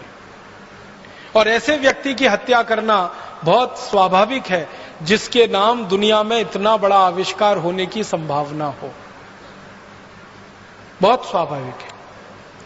तो अगर हम फिर से वो पुराने दस्तावेज ढूंढें, खोलें और फाइल को फिर से देखें तो पता चल जाएगा और दूध का दूध पानी का पानी सारा सच दुनिया के सामने आ जाए। हम चाहते हैं कि भारत स्वाभिमान इस काम को अपने हाथ में ले और तलपदे जी की हत्या की जांच हो फिर से और उनके द्वारा किए गए आविष्कार को सारी दुनिया में मान्यता मिले कि राइट ब्रदर से 8 साल पहले किसी भारतवासी ने विमान बनाया और सारी दुनिया में उड़ाया उसे। और एक दो छोटी बातें बताता हूं हमने जो दुनिया को दी हैं। मैं थोड़ा खगोल शास्त्र के विषय में आपसे बात करना चाहता हूं। हम खगोल शास्त्र के बारे में कोई भी ज्ञान, जैसे सौर मंडल है, सूरज है, पृथ्वी है, सूर्य के बहुत सारे ग्रह हैं, ग्रहों के बहुत सारे उपग्रह हैं, इन सब के बारे में जो भी ज्ञान पाते हैं या हमने जो पढ़ा है बचपन से, तो 2 ही नाम हम जानते हैं, एक तो कोपरनिकस और दूसरा गैलीलियो। पृथ्वी है, सूर्य है, पृथ्वी और सूर्य के बीच में कोई दूरी है, पृथ्वी और सूर्य के बीच में कोई आकर्षण है, पृथ्वी और सूर्य के अलावा दूसरे ग्रहों के आपस के कोई आकर्षण है, ये सारा ज्ञान हम 2 ही लोगों के नाम से पढ़ते हैं। आपको याद होगा, एक तो कोपरनिकस, दूसरा गैलीलियो। कोपरनिकस के ज्ञान के आधार पर हम पढ़ते हैं पृथ्वी सूर्य के चारों तरफ चक्कर लगाती है, पृथ्वी अपनी धुरी पर भी घूमती है, सूर्य के चारों तरफ भी घूमती है। अपनी धुरी पर घूमने से ये होता है, सूर्य के चारों तरफ घूमने से ये होता है। ये सब बचपन से हम पढ़ते आए कोपरनिकस के नाम से या तो गैलीलियो के नाम से। अभी पता चल रहा है वो ये कि कोपरनिकस और गैलीलियो तो पैदा भी नहीं हुए थे, उसके हजारों साल पहले ये ज्ञान और ये सूत्र और ये सिद्धांत भारत के सामने प्रस्तुत किए थे एक महान व्यक्ति, उनका नाम था महर्षि आर्यभट्ट। उन्होंने सबसे पहले दुनिया को बताया कि ये सौर मंडल में सूरज स्थित है और स्थिर है, पृथ्वी जो है स्थिर नहीं है, वो घूम रही है सूरज के चारों तरफ और वो अपने अक्ष पर भी घूम रही है। ये सबसे पहले महर्षि आर्यभट्ट ने सारी दुनिया को बताया। उसके बाद उन्होंने जो सूत्र दिए, उन सूत्रों के आधार पर पृथ्वी और सूर्य के बीच की दूरी निकाली गई और आप हैरान हो जाएंगे, महर्षि आर्यभट्ट ने जो दूरी निकाल के दे दी, वो दूरी को आज तक दुनिया का कोई खगोल शास्त्री चुनौती नहीं दे पाया, आज तक नहीं दे पाया। जितनी दूरी उन्होंने बता दी, उतनी ही दूरी आज के वैज्ञानिक बताते हैं पृथ्वी और सूर्य के बीच की। और तीसरी महत्व की बात महर्षि आर्यभट्ट ने जो सारी दुनिया को बताई वो ये कि सूर्य जो है ये निरापद नहीं है, इसमें बहुत सारे काले धब्बे हैं और ये काले धब्बे की जो थ्योरी है, इसको स्टीफन हॉकिंग्स नाम के एक आधुनिक वैज्ञानिक ने अपने नाम से लिखवा लिया है और वर्ड पेटेंट ले लिया है, ब्लैक होल थ्योरी। आप में से कुछ लोग अगर थोड़ा फिजिक्स पढ़े होंगे तो आपने पढ़ा होगा ब्लैक होल थ्योरी। ये ब्लैक होल थ्योरी को सारी दुनिया मानती है, स्टीफन हॉकिंग्स की खोज है ब्लैक होल्स थ्योरी। लेकिन महर्षि आर्यभट्ट ने स्टीफन हॉकिंग्स के जन्म से हजारों साल पहले बता दिया कि सूरज निरापद नहीं है, इसमें ब्लैक होल्स हैं, काले विवर हैं, और वही उसके जीवन का कारण है। इसके बाद और एक महत्व की बात जो सारी दुनिया में महर्षि आर्यभट्ट ने बताई, जिसको दूसरे लोग अपने नाम से प्रकाशित करते रहे हैं, वो ये कि हमारा जो सूर्य है और सूर्य के साथ दूसरे ग्रहों की जो स्थिति है, तो सारे ग्रह सूर्य के प्रकाश से प्रकाशित हैं। दूसरे ग्रहों के पास अपना कोई प्रकाश नहीं है, सूर्य के प्रकाश से ही वो सब प्रकाशित हैं। वो चाहे शनि हो, चाहे बुध हो, चाहे शुक्र हो, चाहे चंद्रमा हो, चाहे मंगल हो, ये सब सूर्य के प्रकाश से प्रकाशित है। सारी दुनिया को सबसे पहले महर्षि आर्यभट्ट ने बताया है। और इससे भी गहरी बात मैं आपसे कहता हूं, महर्षि आर्यभट्ट ने पता नहीं कैसे हजारों साल पहले कोई दूरबीन बनाई होगी, तभी ये बता सकते, नहीं तो सवाल ही नहीं। महर्षि आर्यभट्ट ने बताया कि शनि के 5 उपग्रह हैं, पूरी दुनिया को पता चला। उसके बाद थोड़े दिन में उन्होंने अपनी कही हुई बात को संशोधित किया और कहा कि नहीं, शनि के 7 उपग्रह हैं। 5 नहीं है, 7 है, और गिनकर बताए उन्होंने। और आपको मैं बताना चाहता हूं ये गर्व की बात कि महर्षि आर्यभट्ट ने हजारों साल पहले जो कह दिया कि शनि के 7 उपग्रह हैं, आज के वैज्ञानिक 8वां उपग्रह नहीं खोज पाए अभी तक शनि का, वो 7 पे ही अटके हुए, और शायद खोज भी नहीं पाएंगे क्योंकि 8वां उपग्रह है ही नहीं। होता तो वो खुद ही बता के चले गए। अब मैं आपके ध्यान को आकर्षित करना चाहता हूं कि शनि के 7 उपग्रह को खोज लेना कैसे संभव है। बिना दूरबीन के तो सवाल ही नहीं उठता, हो ही नहीं सकता। इसका माने बहुत साफ है कि महर्षि आर्यभट्ट ने दुनिया की सबसे पहली दूरबीन बनाई होगी और उससे देखकर यह बताया होगा, और सारी दुनिया में दूरबीन बनाना लोगों ने उसकी नकल करके सीखा होगा। महर्षि आर्यभट्ट ने एक पुस्तक लिखी है, बड़ी पुस्तक है, बृहद संहिता उसका नाम है, और एक दूसरी पुस्तक है आर्यभट्ट संहिता उसका नाम है। इन दोनों पुस्तकों में सैकड़ों नहीं हजारों सूत्र हैं सूरज के बारे में, चंद्रमा के बारे में, और दूसरे ग्रहों के सूरज के अंतर संबंधों के बारे में। और आप जानते हैं सबसे पहले दुनिया में ग्रहण के बारे में, चंद्र ग्रहण होगा, सूर्य ग्रहण होगा, इस तिथि को होगा, इस दिनांक को होगा, इस साल में पड़ेगा, ये सारे के सारे ठीक ठीक गणनाएं सबसे पहले शुरू किया महर्षि आर्यभट्ट ने। महर्षि आर्यभट्ट की शुरू की गई गणनाएं चंद्र ग्रहण की, सूर्य ग्रहण की, हजारों साल बिल्कुल सच साबित हुई है, और उसके आधार पर पंचांग विकसित हुआ। और आपको एक और गहरी बात बताना चाहता हूं महर्षि आर्यभट्ट के बारे में, कि उन्होंने सूरज का, पृथ्वी का, दूसरे ग्रहों का जब अध्ययन किया बारीकी से, गहराई से, और उन्होंने देखा कि पृथ्वी अपनी धुरी पे भी घूम रही है और सूर्य के चारों तरफ भी घूम रही है, तो पृथ्वी की अपनी धुरी पर घूमने से है, और दिन रात हो रहे हैं तो दिन कितने घंटे का हो रहा है, रात कितने घंटे की हो रही है, और बारीकी से करते करते उन्होंने 7 दिन निर्धारित कर दिए। और वो 7 दिन है रविवार, सोमवार, मंगलवार, बुधवार, बृहस्पतिवार, शुक्रवार, शनिवार। ये जो 7 दिन महर्षि आर्यभट्ट ने हजारों साल पहले निश्चित कर दिए, सारी दुनिया अभी तक 8वां दिन नहीं खोज पाई। जो 7 उन्होंने हजारों साल पहले कह दिए, वही 7 दिन पूरी दुनिया इस्तेमाल कर रही है। और आपको हैरानी होनी चाहिए ये जानकर कि कोई क्रिश्चियन है तो, कोई मुसलमान है तो, कोई यहूदी है तो, कोई बौद्ध है तो, कोई पारसी है तो, कोई हिंदू है तो, या किसी भी संप्रदाय का है, वो इन्हीं 7 दिनों को मानता है। रविवार, सोमवार, मंगलवार, बुधवार, बृहस्पतिवार, शुक्रवार, शनिवार। बस अंतर इतना है कि उसको अपनी अपनी भाषा में उन्होंने भाषांतर कर लिया है। अंग्रेजों ने रविवार का संडे कर दिया,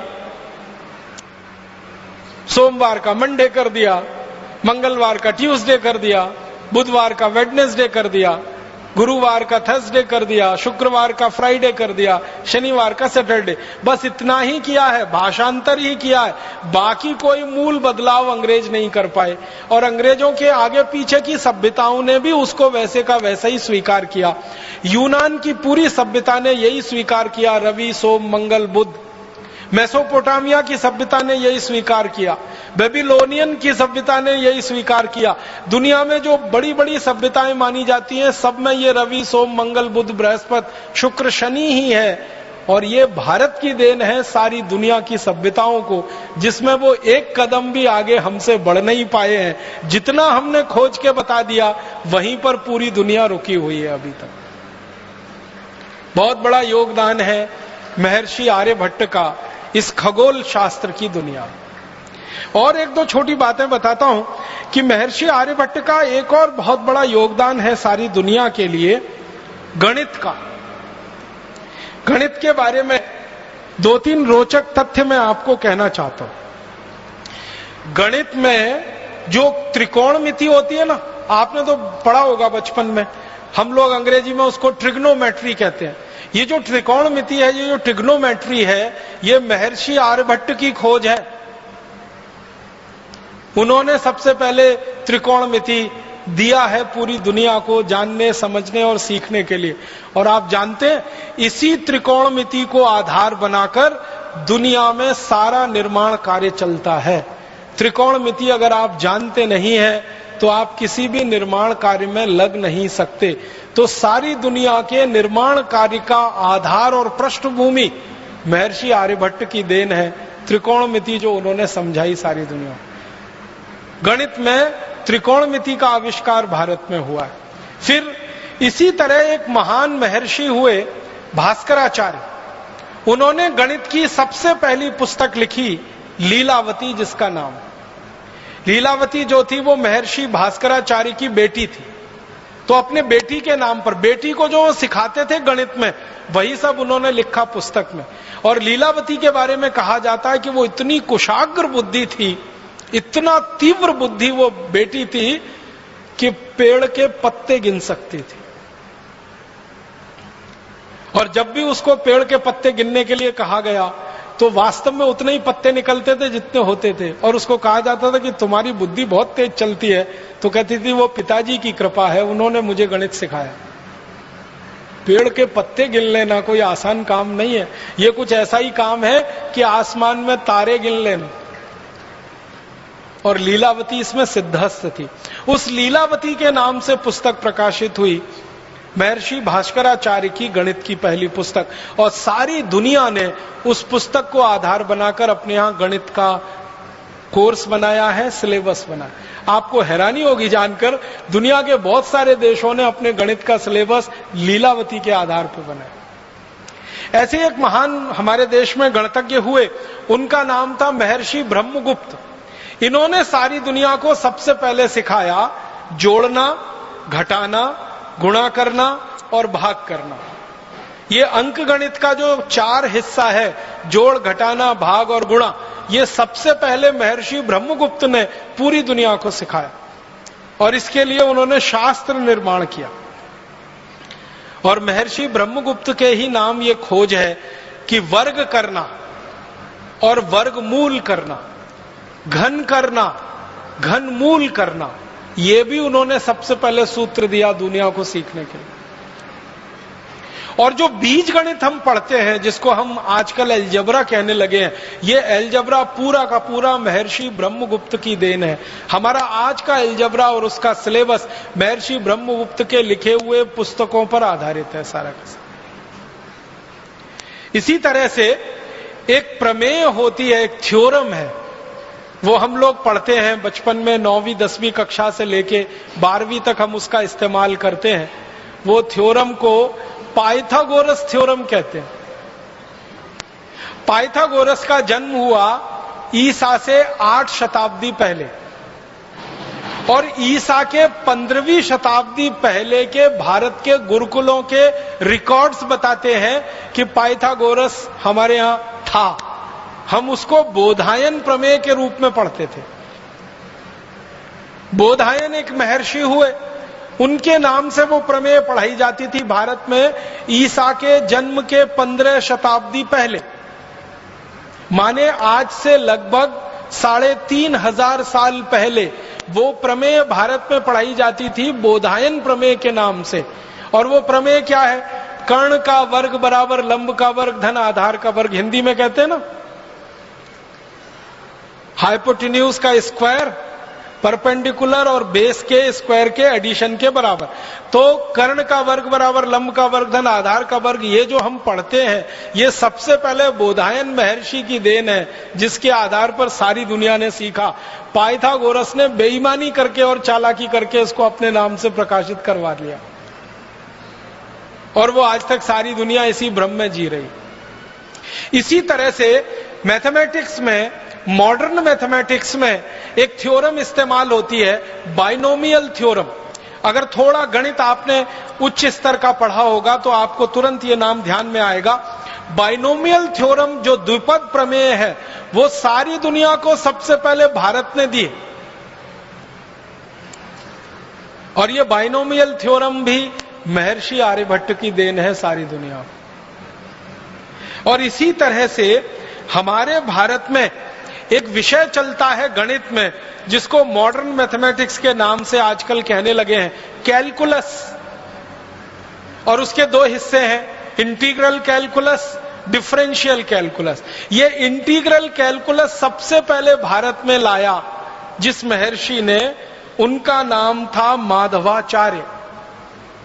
और डिफरेंशियल कैलकुलस पूरी दुनिया को सिखाया जिन महर्षि ने, उनका नाम था भास्कराचार्य।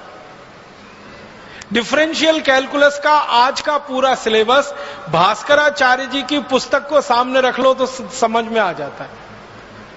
और माधवाचार्य जी की जो गणित की पुस्तक है उसको पढ़कर डिफरेंशियल वो इंटीग्रल कैलकुलस पढ़ो, बिल्कुल साफ समझ में आ जाता है। और गणित में सबसे ज्यादा शोध दुनिया में हुआ है तो वो भारत में हुआ है। भारत के बाद दूसरे नंबर पर सबसे बड़े गणितज्ञ माने जाते हैं दुनिया में, वो फ्रेंच लोग हैं। फ्रांसीसी लोग इस बात को स्वीकार करते हैं कि गणित अगर हमने सीखा है और दुनिया ने सीखा है तो वो भारत से सीखा है। और गणित की जो मूल बात है, 0, 1, 2, 3, 4, 5, 6, 7, 8, 9, जिसको हम नंबर सिस्टम कहते हैं, ये सारी दुनिया को भारत की देन है। और आपने मेरे व्याख्यान के पहले वो जो गीत सुना, जब 0 दिया मेरे भारत ने, वो सच है। सारी दुनिया को 0, फिर 1, फिर 2, फिर 9 तक की गिनती हमने सिखाई है। और जो गिनती सिखाएगा वही गणित बनाएगा। गणित तो उसी को आएगा जिसको गिनती आएगी। जिन्होंने गिनती गिनी है और जिन्होंने गिनती पढ़ी है वही गणित बना सकते हैं और गणित सिखा सकते हैं। तो भारत ने सारी दुनिया को गिनती दी है, गणित दिया है, गणित के सूत्र दिए हैं। और कुछ गणित के सूत्रों के बारे में तो आप सब जानते हैं। वैदिक गणित का नाम आपने सुना है, वैदिक गणित के सूत्र 17 सूत्र हैं। इन सूत्रों को जो सीख लेगा वो गणित का इतना बड़ा पंडित हो जाएगा कि कैलकुलेटर से ज्यादा तेज कैलकुलेशन वो कर पाएगा। कुछ भारतवासी सारी दुनिया में अपना चमत्कार दिखाते रहते हैं गणित का। एक बहन जी है, एक माता जी है, नाम नहीं लेना चाहता उनका, आप सब समझ जाएंगे 1 मिनट में। वो पूरी दुनिया में प्रवास करती हैं और बड़े बड़े शो करती हैं। लाखों रुपए उस शो के वो लेती हैं। एक एक व्यक्ति उस शो में जाए तो हजारों रुपए की टिकट खरीदता है, डॉलर्स में खरीदता है। और वो माताजी सबको यही बताती हैं गणित के सूत्र, और चमत्कारिक तरीके से बताती है। 10 अंक का कुछ संख्या लिख दो और 10 अंक की एक संख्या लिख दो, दोनों का गुणा कर दो। कैलकुलेटर जितनी देर में बताएगा वो माताजी उसके पहले बता देती है।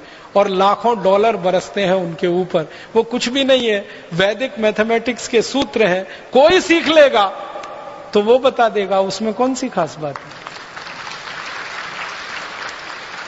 और उनके बारे में अखबारों में बड़ा बड़ा विज्ञापन आता है, जिनका दिमाग कंप्यूटर से ज्यादा तेज चलता है, जिनके गणित की गणनाएं कंप्यूटर से ज्यादा तेज है, ऐसी माताजी का व्याख्यान सुनने आइए या दर्शन करने आइए। मैं सोचता हूं कि ऐसी तो सभी माताएं हो सकती है, सभी बहनें हो सकती हैं, सभी भाई हो सकते हैं। बस वैदिक गणित के वो 17 सूत्र सीखने की देर है। और वो सूत्र अगर आपको सीखने हो तो पुस्तकें उसकी बाजार में उपलब्ध हैं। मेरी आपको एक विनम्र प्रार्थना है, वो ये कि आपके घर में छोटे छोटे बच्चे हैं, उनको वो सूत्र जरूर सिखा दीजिए।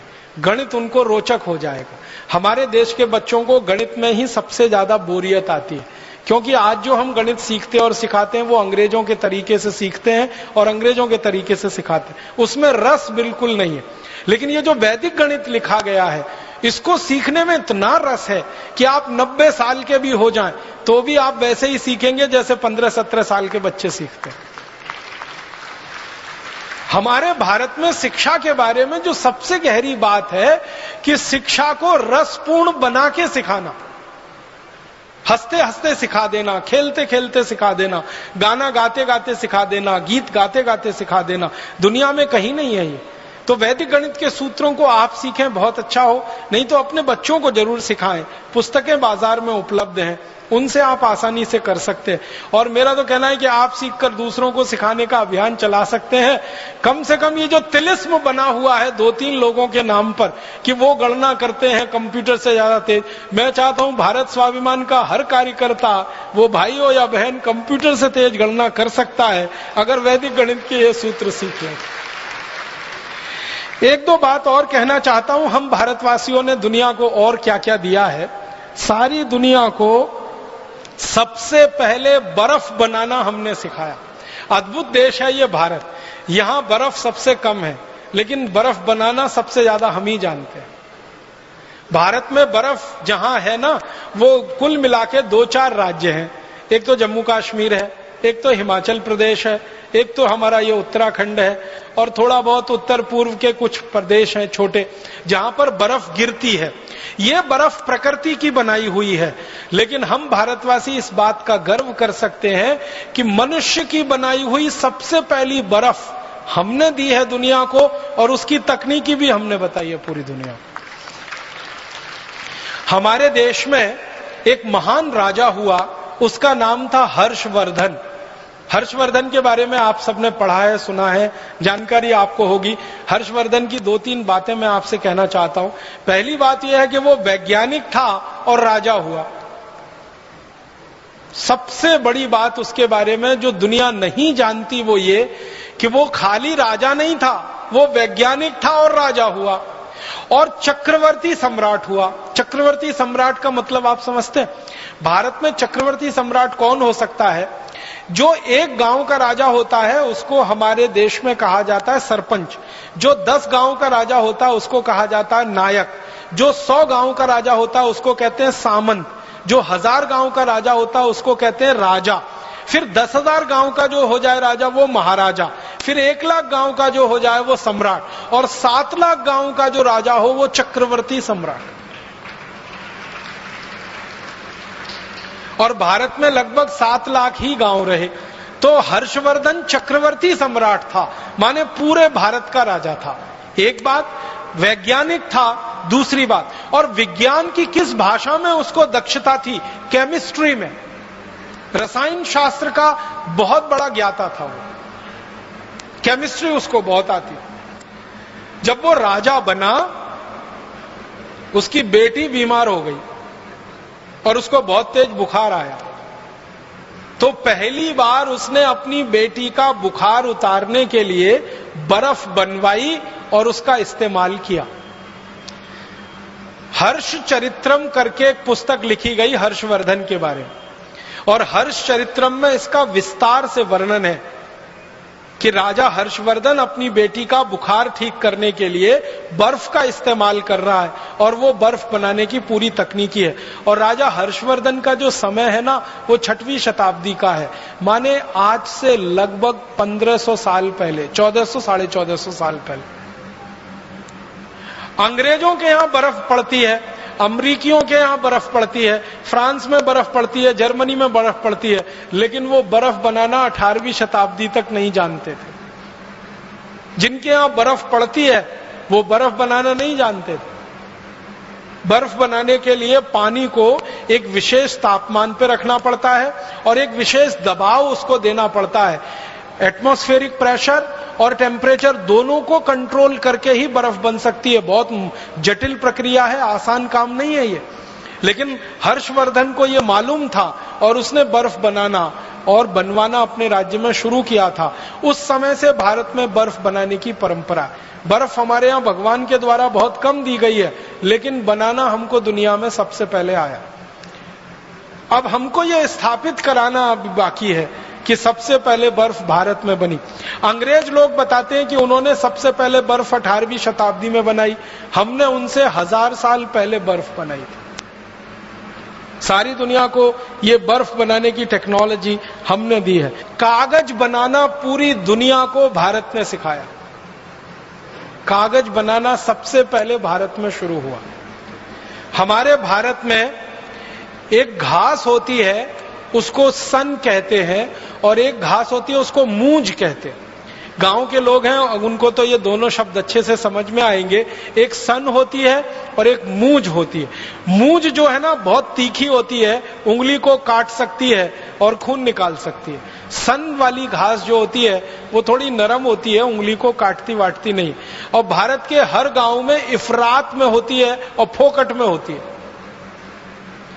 पूर्वी भारत और मध्य भारत में तो हर गांव में होती है। बंगाल में, उत्तर प्रदेश में, बिहार में, झारखंड में, उड़ीसा में, आसाम में, कोई गांव नहीं जहां सन ना हो, मूंज ना हो।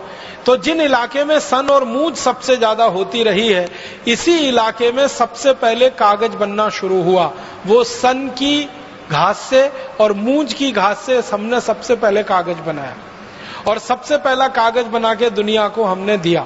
और वो कागज बनाने की तकनीक आज से 2000 साल पुरानी। और चीन के जो दस्तावेज है, वहां से ये बात मुझे पता चली। चीनियों के दस्तावेजों में ये लिखा हुआ है कि उन्होंने जो कागज बनाना सीखा वो भारत से सीखा। तो उन्होंने जो कागज बनाना सीखा वो भारत से, यहां से सीखा, सन और मूंज की रस्सी से। इसी तरह से दुनिया में सबसे पहली बैटरी समझते हैं, ड्राई सेल, अंग्रेजी में कहूं तो शायद जल्दी समझ में आए, ड्राई सेल बैटरी सबसे पहले भारत में बनी। और ड्राई सेल बनाने की जो विधि है ना, जो आधुनिक विज्ञान ने भी स्वीकार कर रखी है, वो महर्षि अगस्त्य द्वारा दी गई विधि है। महर्षि अगस्त्य ने सबसे पहली ड्राई सेल बनाई थी, और उसका विस्तार से उनका वर्णन है अगस्त्य संहिता में। पूरा ड्राई सेल बनाने की टेक्नोलॉजी, पूरी तकनीक उन्होंने दी है, और हम में से कई लोगों ने उस तकनीक से बना के देखा है, और ड्राई सेल बनता है, और हजारों वर्ष पहले की वो तकनीक है। इसका माने क्या हुआ? जो देश के वैज्ञानिक और महर्षि ड्राई सेल बनाना जानते हो, वो विद्युत के बारे में भी जानते होंगे, इलेक्ट्रिसिटी के बारे में भी जानते होंगे, करंट के बारे में भी जानते होंगे, क्योंकि ड्राई सेल यही करता है। करंट के फ्लो के लिए ही हम उसका उपयोग करते हैं। ये अलग बात है कि वो डायरेक्ट करंट है, और आज की दुनिया में हम जो इस्तेमाल करते हैं वो अल्टरनेटिव करंट है। लेकिन डायरेक्ट करंट का सबसे पहले जानकारी दुनिया को हुई तो वो भारत में महर्षि अगस्त्य को ही है। इसी तरह से दुनिया में सबसे पहला सिक्का, कॉइन जिसको हम कहते हैं, वो भारत ने बनाया और सारी दुनिया को सिक्का बनाना सिखाया। ये जो सिंधु घाटी की सभ्यता का अगर आप इतिहास पढ़ेंगे तो आज से 3-3,500 साल पहले का इतिहास है। उसमें सिक्के बनाने का बहुत विस्तार से वर्णन है, और सिक्के की ढलाई करने के लिए बहुत सारी फैक्ट्रियों की जानकारी। इसी तरह से जस्ता बनाना, जिंक, सारी दुनिया को भारत ने सिखाया जिंक बनाना। हमसे पहले कोई नहीं जानता था कि जस्ता कैसे बनता है, जिंक कैसे बनता है। और 13वीं शताब्दी में भारत में एक पुस्तक लिखी गई, उसका नाम था रस रत्न समुच्चय। उस पुस्तक में जिंक बनाने का बहुत विस्तार से वर्णन। पारा बनाना सारी दुनिया को हमने सिखाया। मरकरी जो सबसे मुश्किल है, सबसे जटिल है, वो पारा बनाने का चरक संहिता में बहुत विस्तार से वर्णन है, और रस रत्न समुच्चय में भी बहुत विस्तार से वर्णन। और एक बहुत रोचक जानकारी, दुनिया में सबसे पहले बारूद बना वो भारत में, बस इस्तेमाल उसका हुआ फुलझड़ी चलाने में। ये रोचक बात है। हमने बारूद बनाया सबसे पहले, लेकिन उसका बम नहीं बनाया, उसकी फुलझड़ी बनाई। क्यों? मारना नहीं है ना, हम तो अहिंसा वाले लोग हैं ना। बारूद से मार भी सकते हैं, बम बना के किसी को ब्लास्ट कर सकते हैं, लेकिन वही बारूद फुलझड़ी भी बनाता है, वही बारूद वो चक्री भी बनाता है, और वही बारूद से अनार बनता है। तो हमने बारूद बनाया अनार के लिए, फुलझड़ी के लिए, चक्री के लिए। हमने बारूद नहीं बनाया बम के लिए। और दुनिया ने हमसे बारूद बनाना सीख लिया, तो उन्होंने फुलझड़ी नहीं बनाई, उन्होंने बम बनाया, और दुर्भाग्य से फिर हमको ही मारने के काम में उसको लाया। और एक दो रोचक बातें कहता हूं। दुनिया का सबसे पहला, कृषि की बात थोड़ी कर लेता हूं। दुनिया में सबसे पहला जो उपकरण माना जाता है ना, सबसे पहला उपकरण, वो है पहिया, व्हील, चक्र। ये भारत में बना। व्हील का इन्वेंशन, व्हील का आविष्कार भारत में हुआ, चक्र का आविष्कार हमारे यहां हुआ। उस पहियों को हमने बैलगाड़ी में लगाया और बैलगाड़ी को चलाया। दूसरों ने उस पहियों को हवाई जहाज में लगाया, उसमें चलाया। पहिया तो एक ही है, वो हवाई जहाज में लगे या बैलगाड़ी में। और फिर हमने दुनिया का सबसे पहला कृषि उपकरण दिया, पूरी दुनिया को मालूम नहीं था उसके बारे में, हल, खेत में जोतने वाला हल। 1 फल वाला हल, 2 फल वाला हल, 3 फल वाला हल, जिसको तिफारा कहते हैं, दुफारा कहते हैं, एक फारा कहते हैं, ये तीनों तरह के हल सबसे पहले भारत में बने और दुनिया ने हमसे खेती करना सीखा हल चलाकर। इसी तरह से हंसिया है, हथौड़ा है, बेलचा है, खुरपी है, खुरपा है, पवित्र है, सैकड़ों किस्म के कृषि उपकरण सबसे पहले भारत में बने और सारी दुनिया में यहां से गए, क्योंकि हजारों साल पहले कृषि भारत से शुरू हुई और दूसरों ने फिर हमारी नकल करके कृषि करना शुरू किया। कृषि में बीज बोने की एक खास पद्धति होती है, एक ही लाइन में बीज को बोना, ये सारी विशेष पद्धति मानी जाती है पूरी दुनिया में, ये भारत ने ही दी है। एक लाइन में बीज को बोना और पूरे खेत में कहीं से भी खड़े होकर देखो वो लाइन बिल्कुल सीधी दिखाई देगी। उसके लिए उपकरण हमने बनाया जिसको अंग्रेजी में ड्रिल प्लाऊ कहते हैं, वो ड्रिल पवित्र हम लोग कहते हैं, वो सबसे पहले भारत में बना और सारी दुनिया ने उसकी नकल की। आप जानते हैं, आप में से जो किसानी करते हैं, खेती करते हैं, कि धान का बीज पहले रोपा जाता है, फिर पौधा थोड़ा बड़ा होता है, उस पौधे को उखाड़कर दूसरी जगह प्रत्यारोपित किया जाता है। ये जो टेक्निक है वो पूरी दुनिया को भारत ने सिखाई है। धान के बीज को एक जगह बोना, फिर उसको जड़ सहित उखाड़कर दूसरी जगह प्रत्यारोपित कर देना ताकि उत्पादन ज्यादा मिले और खेत का नुकसान सबसे कम हो, ये पूरी दुनिया को भारत ने सिखाया धान लगाने की ये पद्धति। और सारी दुनिया में धान इसी तरीके से लगाया जाता है। ये हैरानी की बात है, दुनिया के 155 देश धान का उत्पादन करते हैं, भारत की नकल करके इसी पद्धति से वो धान का उत्पादन करते हैं। और एक महत्व की बात कि सारी दुनिया को जानवरों के मल मूत्र से खाद और कीटनाशक बनाना सबसे पहले भारत ने सिखाया। गाय के गोबर से, भैंस के गोबर से, बैल के गोबर से, गाय के मूत्र से, बैल के मूत्र से, भैंस के मूत्र से क्या क्या कीटनाशक बन सकते हैं, कौन कौन सी खाद बन सकती है, ये सारी दुनिया को भारत ने सिखाई। तो कृषि में बहुत कुछ हमने दिया, तकनीकी में हमने बहुत कुछ दिया, विज्ञान में हमने बहुत कुछ दिया, और हम पराविद्या में चले जाएं तो उसमें तो सब कुछ हम ही ने दिया है पूरी दुनिया को। अध्यात्म है, धर्म है, संस्कृति है, सभ्यता है। भारत के बारे में एक रोचक जानकारी मैं देना चाहता हूं आपको कि दुनिया के सारे धर्मों की जड़ भारत में है। सारे धर्मों की जड़ भारत में है। कोई देश ये नहीं कह सकता कि हमने ये धर्म अपने यहां से शुरू किया, क्योंकि मूल बात हमारे पास है। तो सभी धर्मों का प्रादुर्भाव हमारे शिक्षा में से हुआ होगा, हमारी सभ्यता संस्कृति में से हुआ होगा। तो अगर पराविद्या में देखें, अपराविद्या में देखें, प्रचंड भंडार है जो भारत ने दिया है। इतना कुछ भारत ने दुनिया को दिया। तो मैं आपसे बस एक ही निवेदन करना चाहता हूं अंत में कि आप आज के इस व्याख्यान के बाद अपने मन में कभी भी हीनता मत आने दीजिए, लघुता मत आने दीजिए, कोई आत्मग्लानि मत आने दीजिए। अब गर्व से कहिए, गौरव से कहिए कि विमान का आविष्कार हमने किया, बर्फ का आविष्कार हमने किया, स्टील का आविष्कार हमने किया, खगोल शास्त्र का सारा ज्ञान दुनिया को हमने दिया, गणित में नंबर सिस्टम हमने दिया, वर्गमूल दिया, घनमूल दिया, वैदिक गणित के सूत्र दिए। इतना कुछ दुनिया को हमने दे दिया है कि दुनिया हमारा सैकड़ों बार आभार व्यक्त करे तो भी वो कम है, हजारों बार आभार व्यक्त करे तो भी वो कम। हमारे मन से अब ये हीन भावना निकल जानी चाहिए। और आगे का एक कदम जो हमें उठाना है वो ये कि आज का व्याख्यान खाली व्याख्यान मात्र नहीं है। भारत स्वाभिमान की मदद से हमें एक बहुत बड़ा विश्वव्यापी अभियान चलाना है, अपनी खोज को, अपने इन्वेंशंस को दुनिया भर के सामने स्थापित करने के लिए और पुरानी की गई गलती को ठीक करने के लिए जो ऐतिहासिक रूप से भूल हो गई। आप सभी इस अभियान में लगेंगे, मेरा विश्वास है।